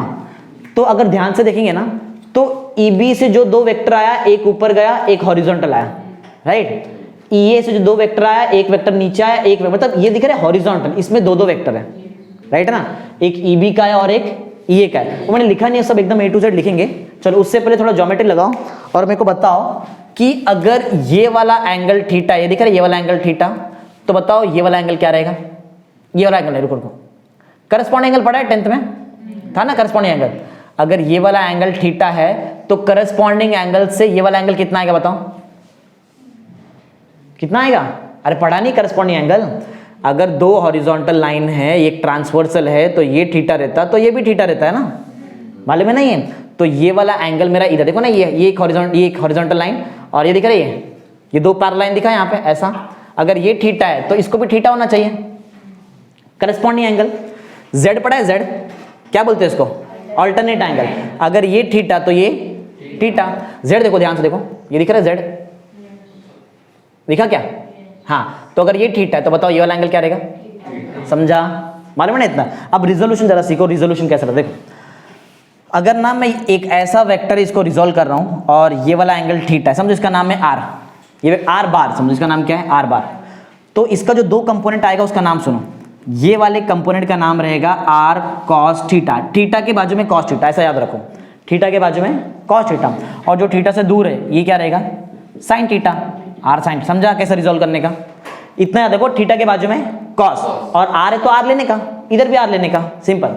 तो बताओ अगर ये ई बी बार है, ई बी ये क्या है ई बार है, तो ये थीटा है ना, थीटा के बाजू में बोलो क्या आएगा ई बी कॉस थीटा, और जो थीटा से दूर है ये बोलो क्या आएगा ई बी साइन, अरे इतना आना चाहिए अभी इसमें, इससे और कितना बताओ, समझा ना कैसा है ये, समझा है, हाँ।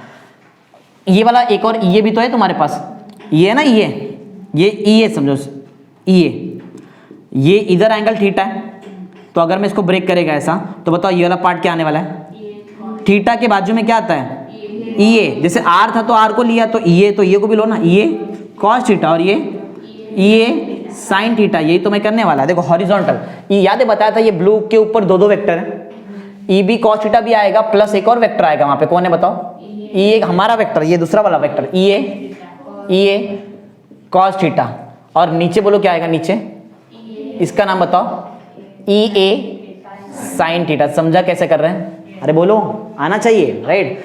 ई ए कॉस थीटा नीचे, ई ए साइन थीटा नीचे है, ई ए कॉस थीटा ऊपर है, राइट। समझा है? बोलो डायग्राम कैसा है, एंगल वगैरह समझा कैसे आया, वो करस्पॉन्डिंग एंगल और वो ऑल्टरनेट एंगल, समझा ना। अब क्या बाकी है, हाँ चलो एक और चीज बाकी है यहाँ पे। इतना इजी डायग्राम, देखो थोड़ा डायग्राम तुमको लगता रहेगा कॉम्प्लेक्स, है भी कॉम्प्लेक्स, राइट, थोड़ा बहुत करना पड़ेगा इसमें। पाइथागोरस थ्योरम आता है, डायरेक्ट बता सकते हैं आंसर। देखो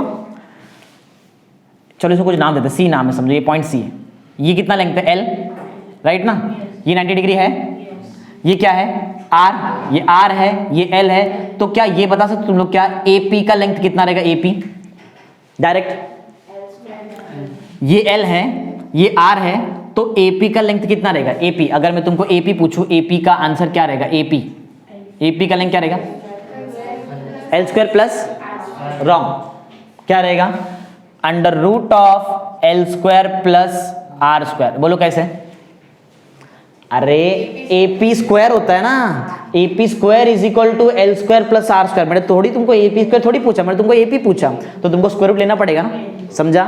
एक और चीज का आंसर दो, सी बी एल है, राइट, सी बी का आंसर क्या है एल, सी पी का आंसर आर है, तो बताओ ये पी बी का आंसर क्या होने वाला है, पी बी पूछ रहा है, पी बी स्क्वायर नहीं है, बोलो वही आएगा, under root of L square plus R square ना, under root of L square plus, समझा क्या कैसे निकाला है, इजी है। हाँ अब वही सेम लॉजिक जैसा अभी तक किया था, सेम वही लॉजिक, राइट। स्टार्ट करते हैं इलेक्ट्रिक इंटेंसिटी निकालने का, फटाफट बताओ। पहले माइनस क्यू चार्ज से निकालो, ठीक है, तुम्हारे सामने सब कुछ आंसर है, लेकिन ये डिस्टेंस मत लेना, ये डिस्टेंस रॉन्ग हो जाएगा तुम्हारा डिस्टेंस। अब डिस्टेंस देखो, सुनो, अगर मैं माइनस क्यू चार्ज ले रहा है, जैसे मैंने माइनस क्यू चार्ज लिया, तो माइनस क्यू चार्ज से लेके पी तक का डिस्टेंस लिया ना, राइट। अब ध्यान दो, अगर मैं माइनस क्यू चार्ज लूं, तो माइनस क्यू से पी तक का डिस्टेंस बोलो क्या है, एपी, और उसका आंसर देखो मैंने लिखा है वहां पे, समझा।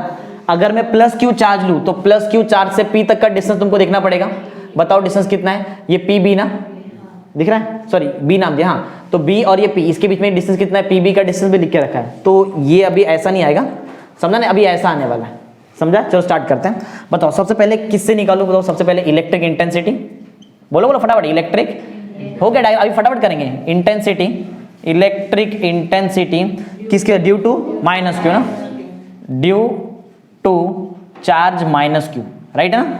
माइनस क्यू से इलेक्ट्रिक इंटेंसिटी का नाम देखो क्या है वहां पे, माइनस क्यू से इलेक्ट्रिक इंटेंसिटी का नाम क्या है, ई है ना, ई है, तो बताओ फटाफट ई का answer, E is equal to, बोलो जल्दी बताओ, 1/4 पाई एप्सिलॉन नॉट, ए पे चार्ज देखो माइनस क्यू है ना, माइनस क्यू अपॉन, याद रखो, अपॉन स्क्वायर ऑफ डिस्टेंस, किसका डिस्टेंस, स्क्वायर ऑफ। अच्छा पहले बताओ डिस्टेंस क्या है, डिस्टेंस एपी का आंसर है, इसका स्क्वायर करना पड़ेगा ना, अरे इसका स्क्वायर करना, क्या लिखा है यहाँ पे, स्क्वायर ऑफ डिस्टेंस आता है ना, तो अगर मैं इसका स्क्वायर करूं तो वो अंडर रूट जाएगा, हाँ बोलो क्या आएगा, मतलब R square plus L square चलेगा, समझा है ना, आना चाहिए इतना तो बताओ क्या है, कंसिडर करते हैं इक्वेशन नंबर 1 ना, इक्वेशन 1, ओके।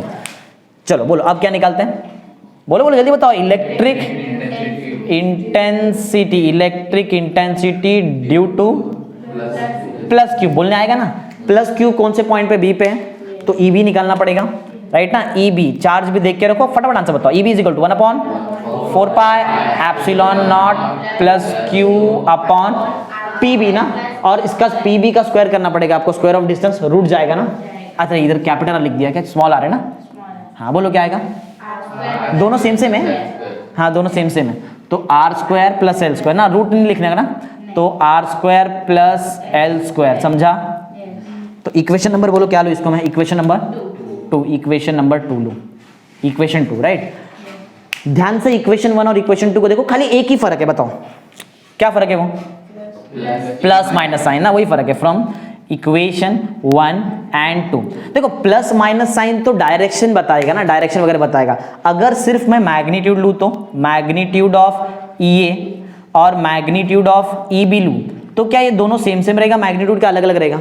मैग्नीट्यूड का मतलब साइन वाइन नहीं देखने का, अगर साइन हटा दूं तो बताओ सेम हो गया क्या अलग अलग है, सेम है। तो ई ए और ई बी सेम है, इसका मतलब है कि मैं ई बी के जगह पे ई ए लिख सकता है, या फिर EA की जगह पे EB लिख सकते हैं। समझा ना इतना? समझा? बोलो कैसा आया? हाँ, क्या करना है बताओ हमको, एक्चुअल में निकालना क्या था? पॉइंट P पे याद है मैंने क्या निकाला? Resultant electric intensity. दो वेक्टर था, दोनों को ऐड किया, राइट। एक बात जरा ध्यान दो, पॉइंट P पे अभी हमारे पास दो वेक्टर नहीं है, चार वेक्टर है। कैसे मालूम है? ऊपर एक वेक्टर है EB साइन थीटा, नीचे एक वेक्टर है EA साइन थीटा, हॉरिजॉन्टल में दो दो वेक्टर है। क्या होता है, ये ऊपर वाला वेक्टर ये नीचे वाले वेक्टर को कैंसिल कर देता है, तो ऊपर वाला पार्ट और नीचे वाला पार्ट गया। तो बताओ बचा क्या सिर्फ तुम्हारे पास?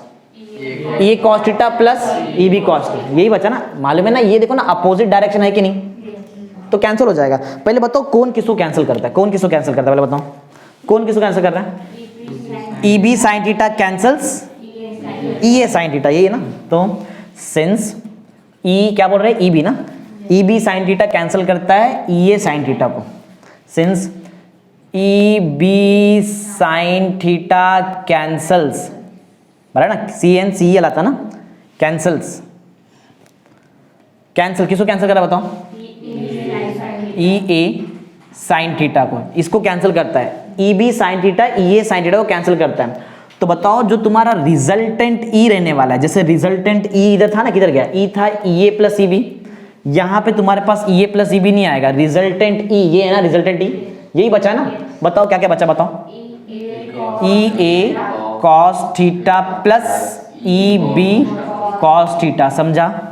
और हमको पहले से मालूम है कि EB को EA लिख सकते हैं या फिर EA को EB लिख सकते हैं, एक ही बात है। तो मैं EB की जगह पे EA लिख रहा है, EB की जगह पे EA लिखते हैं। बोलो E is equal to EA। अरे इतना क्यों करने का, सुनो डायरेक्ट 2 लिखते हैं। हाँ, ये EA लिख रहे हैं ना तुम लोग, चलो बाजू में बता देता है। सिंस मैं EB के जगह पे क्या लिखने वाला है? EA, तो चल जाएगा ना डायरेक्ट। तो EA cos theta plus EA cos theta, 2 times EA। क्या तुम्हारे पास EA है? दोनों EA है क्या? है ना EA, राइट। साइन नहीं देखने का, साइन नहीं लेने वाले। cos थीटा है क्या? है cos थीटा, दोनों की cos थीटा दिख रहा है तुमको? नहीं, निकालते चलो cos थीटा निकालते हैं। इसको कुछ इक्वेशन लेके रखो, इक्वेशन नंबर 3 चलेगा ना। जब cos आएगा तो मैं इधर रिटर्न लाके पुट कर देगा, तीनों को एक साथ, दोनों को एक साथ पुट कर देंगे, राइट। तो बोलो क्या निकालते हैं अभी? cos theta. ट्रायंगल में आना पड़ेगा कुछ तो, कौन से ट्रायंगल में आऊं? ACP में आऊं? ACP चले, किधर भी आओ, थीटा में इधर भी थीटा इधर भी थीटा चलेगा। इन ट्रायंगल ACP ना, क्या अप्लाई करने का है हमको? क्या अप्लाई करने का है? cos थीटा ना। cos थीटा का फॉर्मूला मालूम है? क्या रहता है? Adjacent upon hypotenuse. एडजेसेंट बताओ, थीटा का एडजेसेंट AC ना, AC डायरेक्ट आंसर बताओ। AC मींस क्या है? L अपॉन हाइपोटेन्यूज, ये क्या है? ये क्या है? इतना पार्ट क्या है? Under root of L square plus R square ना, under root of L square plus R square. मिला? cos थीटा मिल गया तुमको, रेडी मिल गया ना cos थीटा, रेडी। ओके चलो, अभी हमारे पास cos थीटा भी रेडी हो चुका है। चलो तो cos थीटा रेडी है, सब मिल गया ना हमारे पास। cos थीटा है EA, पुट करते ही फटाफट जल्दी जल्दी। ओके तो चलो पुट करते हैं। फ्रॉम इक्वेशन बोलो क्या आएगा? फ्रॉम इक्वेशन 3 ना, सब पुट करने का फटाफट। बोलो तो इक्वेशन 3 में E निकालने का है हमको। E is equal to 2 times EA, दोनों EA फटाफट शॉर्ट कर दो, मल्टीप्लाई करो, छोटा लिखने का थोड़ा। Q अपॉन माइनस छोड़ दो, Q upon 4 pi epsilon naught R square plus L square. देखो ध्यान दो, R square plus L square को मैं इधर 1 मिनट के लिए थोड़ा L square plus R square लिखता है, चलेगा ना? उल्टा लिख सकते हैं, प्लस है L स्क्वायर प्लस, चलेगा? समझा? हाँ, ये किसका वैल्यू पुट किया? 2 लिख दिया, EA लिख दिया, क्या बचा? cos थीटा है क्या तुम्हारे पास? है ना, L अपॉन हाँ under root of L square plus R square. चलो तुमको कुछ नया मैथमेटिक्स सिखाता, देखो कितनी जगह है। हाँ, रूट एक्स बराबर इंटू एक्स, इसको कैसा लिख सकते हैं? या फिर रूट दिख रहा है, रूट के अंदर एक एलिमेंट है, रूट के अंदर एक एलिमेंट है, उसके बाजू में इंटू में एक एलिमेंट है, इसके बाजू में इंटू में वही सेम एलिमेंट दिख रहा है, समझा? अरे चलो ऐसा लिखते हैं, एक्स रूट एक्स। अभी समझेगा? हमारे लिए एक्स बोलो कौन है? L square plus R square. Root के अंदर भी एक्स है ना, देखो रूट के अंदर L square plus R square. इसका आंसर डायरेक्टली निकालना है तो इंडाइसेस आता है, 4th स्टैंडर्ड पढ़ा ना इंडाइसेस, मालूम है ना? एक्स है मतलब एक्स का पावर 1 है, रूट है मतलब रूट का पावर हाफ है, मालूम है तुमको? जब बेस सेम रहता है तो बेस को एक ही बार लिखते हैं और पावर को प्लस करते हैं, 1 + ½ कितना 3/2, मालूम है ना इतना, इंडाइस 4th स्टैंडर्ड पढ़ा था। तो बताओ x√x को अगर अपन x⁻³ लिख सकते हैं तो L² + R² into √L² + R² को क्या लिखूं, +R²⁻³ मैथ्स आता है, नहीं समझा? अरे x के जगह पे L² + R² लिखो बस, और कुछ नहीं। तो बोलो क्या मिलेगा बताओ हमको, चलो इधर ही करते आगे। बोलो एक और चीज है Q इंटू 2L, अरे हमको मालूम है Q इंटू 2L P होता है ना, Q इंटू 2L तो P होता है। तो ऊपर गया, ऊपर खाली क्या आएगा P, और नीचे बोलो क्या क्या हमारे पास 4πε0, ये तो लिख दिया, इसको बहुत इजीली हो जाएगा। बोलो +R²⁻³ ना, थोड़ा अभी सिस्टमैटिक कर लेते हैं। R² + L² चलेगा, चलेगा ना? हाँ, तो मिल गया हमारा आंसर। E का जो आंसर है इट इज, थोड़ा सिस्टमैटिक लिखते हैं, याद है 1/4π में लिखने का हमेशा सिस्टमैटिक। तो बताओ 1/4π में कैसे आएगा, 1/4πε0 into P upon R² + L²⁻²। चलता है, पहले भी ऐसे कुछ आया था ना हमको आंसर, देखो होल स्क्वायर में आया था, चलता है।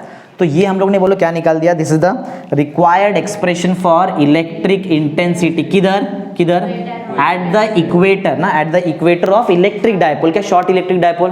नहीं, अभी तक शॉर्ट तो लिया ही नहीं मैंने, शॉर्ट वाला लेना बाकी है। शॉर्ट इलेक्ट्रिक डायपोल में कौन बड़ा रहता है, R बड़ा रहता है, L छोटा है, L को 0 लेते हैं, यही काम है, L को 0 लेंगे, देखो ऑलमोस्ट सेम सेम है। चलो शॉर्ट इलेक्ट्रिक डायपोल भी कर लेते हैं फटाफट।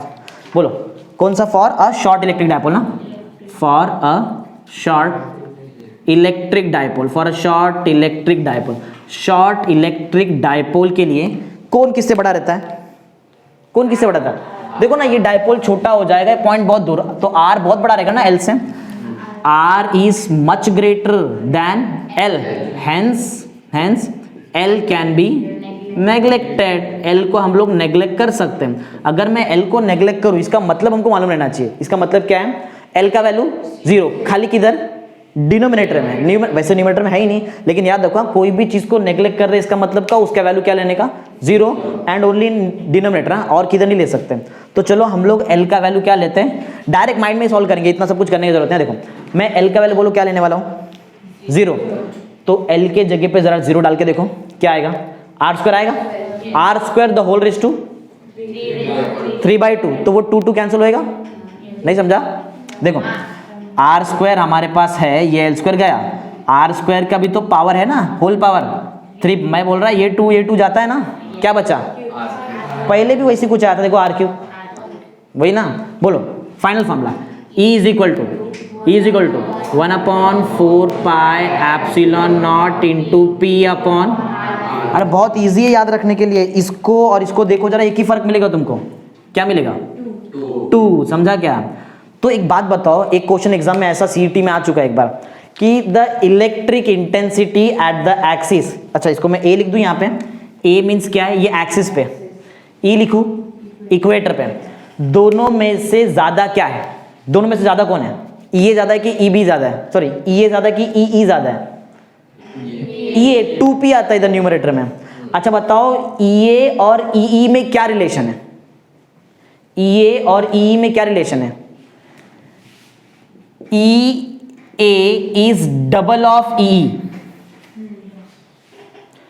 EE को 2 से मल्टीप्लाई करो तुमको EE मिलेगा, देखो EE को 2 से मल्टीप्लाई करो तुमको EA मिलेगा, 2 से मल्टीप्लाई करो ऊपर क्या बन जाएगा 2P, बाकी सब समझ, देखो मिल गया ना, ये समझा, ऐसा रिलेशन है, ऐसा एग्जाम में क्वेश्चन भी आया हुआ है कि EA और E में क्या रिलेशन है, समझा ना रिलेशन क्या है, EA is twice of EE means electric intensity is axis is twice that of electric intensity at equator, समझा, डबल है डायरेक्ट, समझा लॉजिक कैसे किया, ये थोड़ा मैथमेटिक्स था लेकिन इसमें तो मजा आता है, ये तो थियरी कोई पढ़ लेगा, बहुत इजी है थियरी, समझा? बताओ ये क्या किया, पहले टॉर्क निकाला, टॉर्क का फॉर्मूला याद है, PE sin थीटा ना, उसको P बार क्रॉस E बार ही बोलते हैं, ये याद रखो, ये बहुत इजी है, ये तो आ जाता है, ये याद रखो। Electric intensity at the axis of short electric dipole का फॉर्मूला क्या है, EA is equal to 1/4πε0 2P upon R³। Electric intensity at the equator of short electric dipole का फॉर्मूला क्या है, EE is equal to 1/4πε0 P upon R³। समझा कैसा है? Okay चलो फटाफट थियरी भी कर लेते हैं। पढ़ो फर्स्ट क्वेश्चन पढ़ो, क्या आया था theory? Additive nature of charge, question मालूम पड़ गया। As the name suggest additive, add कर सकते हैं ऐड। जैसे मासेस को हम लोग ऐड कर सकते हैं, मास जैसे मास को हम लोग ऐड कर सकते हैं, वैसे ही हम लोग चार्जेस को भी ऐड कर सकते हैं, कोई प्रॉब्लम नहीं है। Okay, electric charges are additive similar to the mass, जैसे मास को हम लोग ऐड कर सकते हैं वैसे ही इलेक्ट्रिक चार्जेस को भी ऐड कर सकते हैं। देखो दोनों में लेकिन एक फर्क है। मास को जब भी तुम लोग समझो, एग्जांपल लेते हैं, समझो ये 4 मार्कर है, इसका मास समझो कुछ 10 ग्राम है, 10 20 हो गया, 30 हो गया, 40 हो गया, राइट? कितना मास बताओ? 40 ग्राम, राइट? अब समझो ये तो मास हुआ ना, मास को ऐड कर दिया। अब मैं तुमको मास भूल जाओ, चार्ज सुनो। इस पे +2 कूलम का चार्ज है, कितना? +2 कूलम। इस पे +2 कूलम है। ये ऐसा एज्यूम करो, ये दो मार्कर पे +2 कूलम का चार्ज है, ये दो मार्कर पे -2 कूलम का चार्ज है। +2 कूलम, -2 कूलम। बोलो चार्ज कितना है? 0। समझा? रीजन समझा क्या? मास को ऐड किया तो कितना आया था? 40 ग्राम। मास हमेशा पॉजिटिव में आएगा, लेकिन चार्ज 0 भी आ सकता है, पॉजिटिव भी आ सकता है, नेगेटिव। अगर सोचो सब 2 कूलम का चार्ज है, प्लस किया कितना हो गया? सब 2 कूलम का चार्ज है, 8 कूलम ना, राइट है? समझा? समझो कैसा? 0 भी आया, +8 में भी आंसर आया। समझो सब -2 कूलम का चार्ज है, सब -2 कूलम, कितना हुआ? -8। पॉजिटिव चार्ज भी आ सकता है, नेगेटिव भी आ सकता है, 0 भी आ सकता है, लेकिन मास हमेशा पॉजिटिव है। यही लिखा है, कुछ और अलग नहीं है। Total charge on the object is, हाँ टोटल चार्ज कैसे निकाला? सबको क्या किया? ऐड। लेकिन याद रखो हम लोग ने अलजेब्रिक सम किया। कैसे सम किया? अलजेब्रिक का मतलब है साइन के साथ सम किया। +2 coulomb, +2 coulomb, +4 coulomb, -2 coulomb, -2 coulomb, याद है? साइन के साथ लिया ना, तो वही। The total charge on the object is the algebraic sum of the individual charges. Simple ना? देखो इज इक्वल टू क्या लिखा है? Algebraic sum of the electric charge distributed on different part of the object. ये object का अलग अलग part है ना, ऐसा एज्यूम कर लो, राइट? सिंपल है ना? ये तो टोटल चार्ज कैसे निकालते हैं? क्या करो? अलजेब्रिक सम करो। हर एक चार्ज का मतलब हर एक, ये पूरा ऑब्जेक्ट का जो 4 पार्ट है, चारों पार्ट पे जो भी चार्ज है उसका सम कर लो, सिंपल। नेक्स्ट पॉइंट याद रखो, अलजेब्रिक सम मतलब तुमको क्या लेना पड़ेगा? साइन लेना पड़ेगा। अभी बताया ना तुमको मैंने, साइन में 2 ही साइन आ सकता है, पॉजिटिव, 0 थोड़ी साइन होता है, राइट है? It must be noted that while taking the algebraic sum, क्या लेना पड़ेगा तुमको? साइन। मींस पॉजिटिव और negative must be taken into account. Positive negative तुमको देखना पड़ेगा। मास में देखते क्या? मास में नेगेटिव मास होता ही नहीं, right? Next point, Thus, if the two bodies have equal and opposite charge, सोचो ये दो बॉडी, दोनों के पास equal charge, +4 coulomb, -4 coulomb, charge equal है लेकिन नेचर अलग है, इक्वल बट अपोजिट, तो टोटल कितना होता है? 0। Thus, if the two bodies have equal and opposite charges, the net का मतलब होता है total, the net charges on the system of two bodies is 0। यही तो तुम लोगों को पहले बता, ये बहुत इजी है, राइट? बहुत इजी है। नेक्स्ट, हाँ देखो मैंने पहले बताया मास का अगर मैं प्लस करूं तो क्या मिलता है? हमेशा पॉजिटिव। लेकिन चार्ज को प्लस किया तो 3 ऑप्शन है, पॉजिटिव आ सकता है, नेगेटिव भी आ सकता है, 0, तीनों को करके दिखाया मैंने तुमको। पढ़ो point, the masses of particle constituting the object is always, हमेशा मास पॉजिटिव, वाइल या फिर whereas the charge distributed on various part of the body में बी पॉजिटिव और नेगेटिव, और 0 भी हो सकता है। चलो ये तो डिस्ट्रीब्यूट किया है, समझो ये तो डिस्ट्रीब्यूट किया है, टोटल किया तो क्या ऐसा बोल सकते हैं क्या? वैसे देखा जाए तो 0 चार्ज भी होता है कोई बॉडी पे, राइट? न्यूट्रल ऐसा हो सकता है। हाँ लास्ट पॉइंट, टोटल किया तो मास हमेशा पॉजिटिव आता है, लेकिन टोटल चार्ज पॉजिटिव आ सकता है, नेगेटिव। एक ही चीज को अलग अलग तरीके से बोल के दिखाया, समझा? और कुछ नया नहीं है। तो टोटल मास क्या आएगा? हमेशा पॉजिटिव, लेकिन टोटल चार्ज पॉजिटिव भी आ सकता है, नेगेटिव भी आ सकता है, 0 भी आ सकता है। इजी है, समझा? ओके नेक्स्ट पढ़ते हैं, क्वांटाइजेशन ऑफ चार्ज। समझा? एडिटिव में समझ में आ गया, एकदम इजी है, थियरी है, राइट? प्लस करने का बस एक बात याद रखो, मास को प्लस किया पॉजिटिव, चार्ज को प्लस किया पॉजिटिव, नेगेटिव, 0 सब आता है, ऐसा। क्वांटाइजेशन ऑफ चार्ज क्या है? क्वांटाइजेशन मतलब सबसे छोटा चार्ज, राइट? सबसे छोटा एलिमेंट्री चार्ज। अभी तक जो हमको सबसे छोटा चार्ज मालूम है that is E, means charge on electron, जिसका वैल्यू होता है 1.602, एक्चुअल में होता है, मैंने 1.6 लिखा है लेकिन याद रखो 1.602 इंटू 10⁻⁻19 कूलम, 10⁻⁻19 कूलम सबसे छोटा चार्ज जो अभी तक हमारे सिलेबस में, वैसे और भी डिस्कवर्ड हो चुका है लेकिन इतना हमारे लिए छोटा चार्ज, राइट? समझा क्या है? सबसे छोटा चार्ज, सबसे एलिमेंट्री चार्ज कितने का है? 1.602 इंटू 10⁻⁻19 कूलम, यहाँ पे लिखा हुआ है देखो। हाँ, the minimum value of charge on an electron is determined, हाँ ये कहाँ से निकाला था हमने बता दूं, मिलिकन्स का ऑयल ड्रॉप एक्सपेरिमेंट था, मिलिकन साइंटिस्ट का नाम है, इन्होंने एक एक्सपेरिमेंट किया था ऑयल ड्रॉप एक्सपेरिमेंट, वो पढ़ेंगे आप लोग जब जेडब्ल्यू पढ़ाऊंगा तभी, right.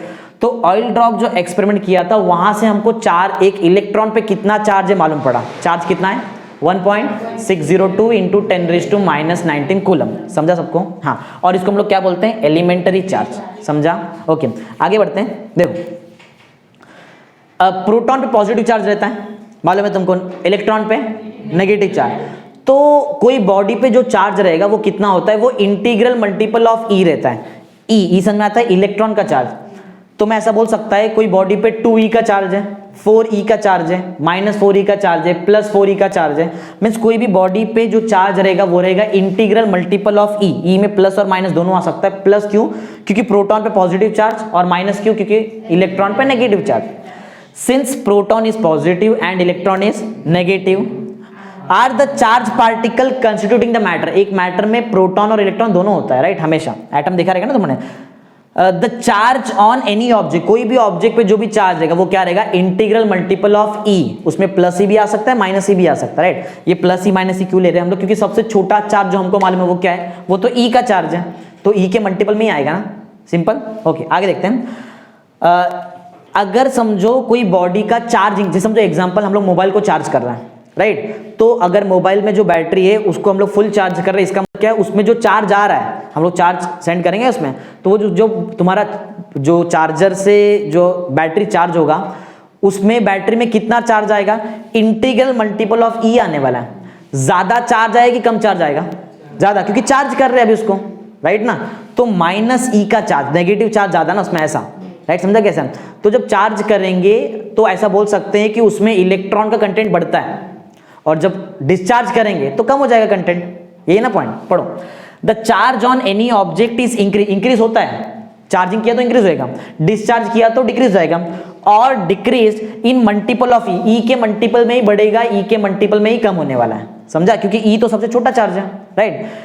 It is because during charging process an integral number of electron can be transferred, जो हमारे चार्जर से जो भी इलेक्ट्रॉन जाते हैं वो सबसे छोटा इलेक्ट्रॉन क्या रहेगा, सबसे छोटा चार्ज क्या रहेगा, ई वाला चार्ज, राइट। एक टाइम पे मतलब हम लोग बोल सकते हैं एक बार जो चार्ज जाता है वो कितना चार्ज जाता है, 1.602 इंटू 10⁻⁻19 कूलम, इतना चार्ज जाता है, और जब वो डिस्चार्ज करेगा तो एक इलेक्ट्रॉन के हिसाब से डिस्चार्ज किया तो कितना डिस्चार्ज करता है एक टाइम पे, 1.602 इंटू 10⁻⁻19 कूलम, सिंपल है, राइट। मतलब चार्जिंग करेंगे तो कंटेंट बढ़ेगा इलेक्ट्रॉन का, और डिस्चार्ज करेंगे तो कम होता है, और कितने से ट्रांसफर होता है चार्जेस, ई से, ई में तुमको मालूम है 1.602 इंटू 10⁻⁻19 कूलम, राइट। तो वही देखा हमने, number of electron can be transferred from one body to another body, charger से मोबाइल का बैटरी, सिंपल, ऐसा इज नोन एज, इसको ही बोलते हैं हम लोग, ये जो चार्ज का जो ट्रांसफर है in the form of E, E के फॉर्म में हमने चार्ज को ट्रांसफर किया ना, is called as quantization of charge, इसको हम लोग क्या बोलते हैं, क्वांटाइजेशन, सबसे क्वांटाइजेशन मतलब क्या, सिंपल सबसे छोटा चार्ज, सिंपल समझा है, इतना है। एडिटिव मतलब add, right, quantization of charge mean सबसे छोटा एलिमेंट्री चार्ज, मालूम पड़ गया तुमको कितना रहता है, बोलो कितना रहता है, 1.602 इंटू 10⁻⁻19 कूलम। अच्छा पढ़ते चलो, कंजर्वेशन ऑफ चार्ज क्या रहता है, बहुत ही देखो, कंजर्वेशन ऑफ मास पढ़ा रहेगा, कंजर्वेशन ऑफ एनर्जी पढ़ा रहेगा, energy is neither be created nor be destroyed, only one form of energy gets converted into another form, ये पढ़ा है ना बचपन में स्टेटमेंट, ओके। तो वैसे ही कंजर्वेशन ऑफ चार्ज भी है, चार्ज को बना नहीं सकते हम लोग, चार्ज को डिस्ट्रॉय भी नहीं कर सकते, सिर्फ चार्ज को एक बॉडी से दूसरे बॉडी पे ट्रांसफर कर सकते। एग्जांपल समझो ग्लास का रॉड है और एक सिल्क है हमारे पास, ये देखा रहेंगे ना, पढ़ा रहेंगे ना बचपन में ये एक्सपेरिमेंट, तो जब ये सिल्क नहीं है लेकिन बता रहा हूँ, ये ग्लास भी नहीं है, एग्जांपल, राइट। जब हम लोग सिल्क से ये ग्लास को रब करते हैं तो ये जो ग्लास है ये पॉजिटिव चार्ज एक्वायर करता है और सिल्क नेगेटिव, राइट। तो हुआ क्या नया चार्ज बनाया क्या हम लोग ने, नहीं, एक बॉडी से चार्ज इधर गया और ये बॉडी से चार्ज इधर आया, चार्ज ट्रांसफर होता है, चार्ज बनता नहीं है, समझा, वही पॉइंट है। We know that when a glass rod is rubbed with silk, right, glass becomes positive, ये positive, and silk becomes negative, right, silk becomes negative. तो हुआ क्या यहाँ पे, तो जो ग्लास है इस पे कौन सा चार्ज आया, पॉजिटिव, और सिल्क पे negative. The amount of positive charge on glass rod is found, हाँ ऐसा मालूम पड़ा कि जो ग्लास पे जो पॉजिटिव चार्ज है ना उतना ही नेगेटिव चार्ज सिल्क पे, समझा। तो अगर दोनों को साथ में लेके पूरे सिस्टम का चार्ज बताओ, 0, अरे इस पे पॉजिटिव पूरा चार्ज है, इस पे जितना पॉजिटिव उतना ही नेगेटिव पे, तो पूरा सिस्टम का अगर मैं चार्ज पूछूं तो 0, राइट। तो the amount of positive charge on the glass is exactly same to that of negative charge on the silk, right. देखो वही तो लिखा है यहाँ पे, राइट। दस अगर मैं सिस्टम का बोला, सिस्टम बताया तुमको, सिस्टम का चार्ज जीरो, पूरे सिस्टम दोनों को पकड़ लिया तो जीरो ना, पॉजिटिव नेगेटिव को कैंसिल कर देगा, दूर दूर रहेगा तो पॉजिटिव नेगेटिव रहने वाला है, राइट। दस the system of glass rod and silk together possesses zero, zero net charge, zero after rubbing, rubbing करने के बाद। पहले तो कुछ रहेगा नहीं, पहले तो न्यूट्रल होने वाला है। ओके, एक लास्ट में पढ़ते हैं। जो मैंने स्टेटमेंट बताया ना वही, चार्ज जो बताया मैंने, चार्ज को बना सकते हैं क्या? नहीं। चार्ज को डिस्ट्रॉय कर सकते हैं? नहीं। चार्ज को एक बॉडी से दूसरे बॉडी पे ट्रांसफर कर सकते हैं, राइट। फॉर आइसोलेटेड का मतलब मालूम है, अलग, सेपरेट, एक अकेला, राइट।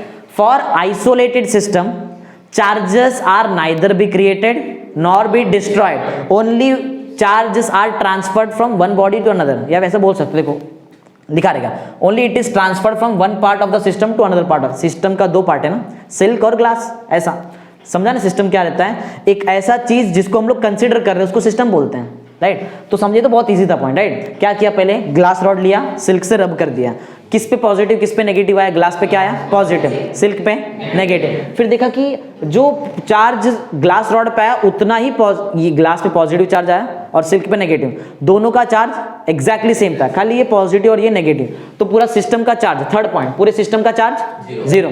फोर्थ पॉइंट में स्टेटमेंट है, for isolated system charges are neither be created nor be destroyed, only it is transferred from one part of the system to another part of the system. Simple, समझा है? तो देखो आज हम लोगों ने क्या क्या कंप्लीट किया है। सबसे पहले पढ़ा एडिटिव, मतलब लेक्चर तो यहां से स्टार्ट किया, लेकिन ठीक है चलो, फर्स्ट पॉइंट क्या, फर्स्ट क्वेश्चन क्या था? Additive nature of charger. फिर पढ़ा क्वांटाइजेशन, सबसे छोटा चार्ज 1.602 इंटू 10⁻⁹ कूलम। फिर पढ़ा कंजर्वेशन ऑफ चार्ज, ये बहुत इजी था ये तो, राइट। फिर टॉर्क पढ़ा अपन ने, राइट। टॉर्क सबको मालूम है, फोर्स इनटू परपेंडिकुलर डिस्टेंस, एक फोर्स से रोटेशन क्रिएट होता है। हमारे सिलेबस में टॉर्क और कपल को ऑलमोस्ट सेम सेम बता दिया है, राइट। ओके, फिर हमने देखा कि इलेक्ट्रिक इंटेंसिटी एक्सिस पे कितना रहता है। फॉर्मूला याद है शॉर्ट इलेक्ट्रिक डायपोल का, बोलो क्या था? 1/4πε0 2p/r³। फिर मैंने इक्वेटर पे निकाल के दिखाया, इक्वेटर पे कितना शॉर्ट इलेक्ट्रिक डायपोल के लिए फॉर्मूला क्या है? E = 1/4πε0 p/r। बस इतना ही चाहिए, राइट। बाकी इसको पढ़ेंगे प्रॉपर्ली तो फिर सब कुछ याद हो जाएगा। Okay, thank you.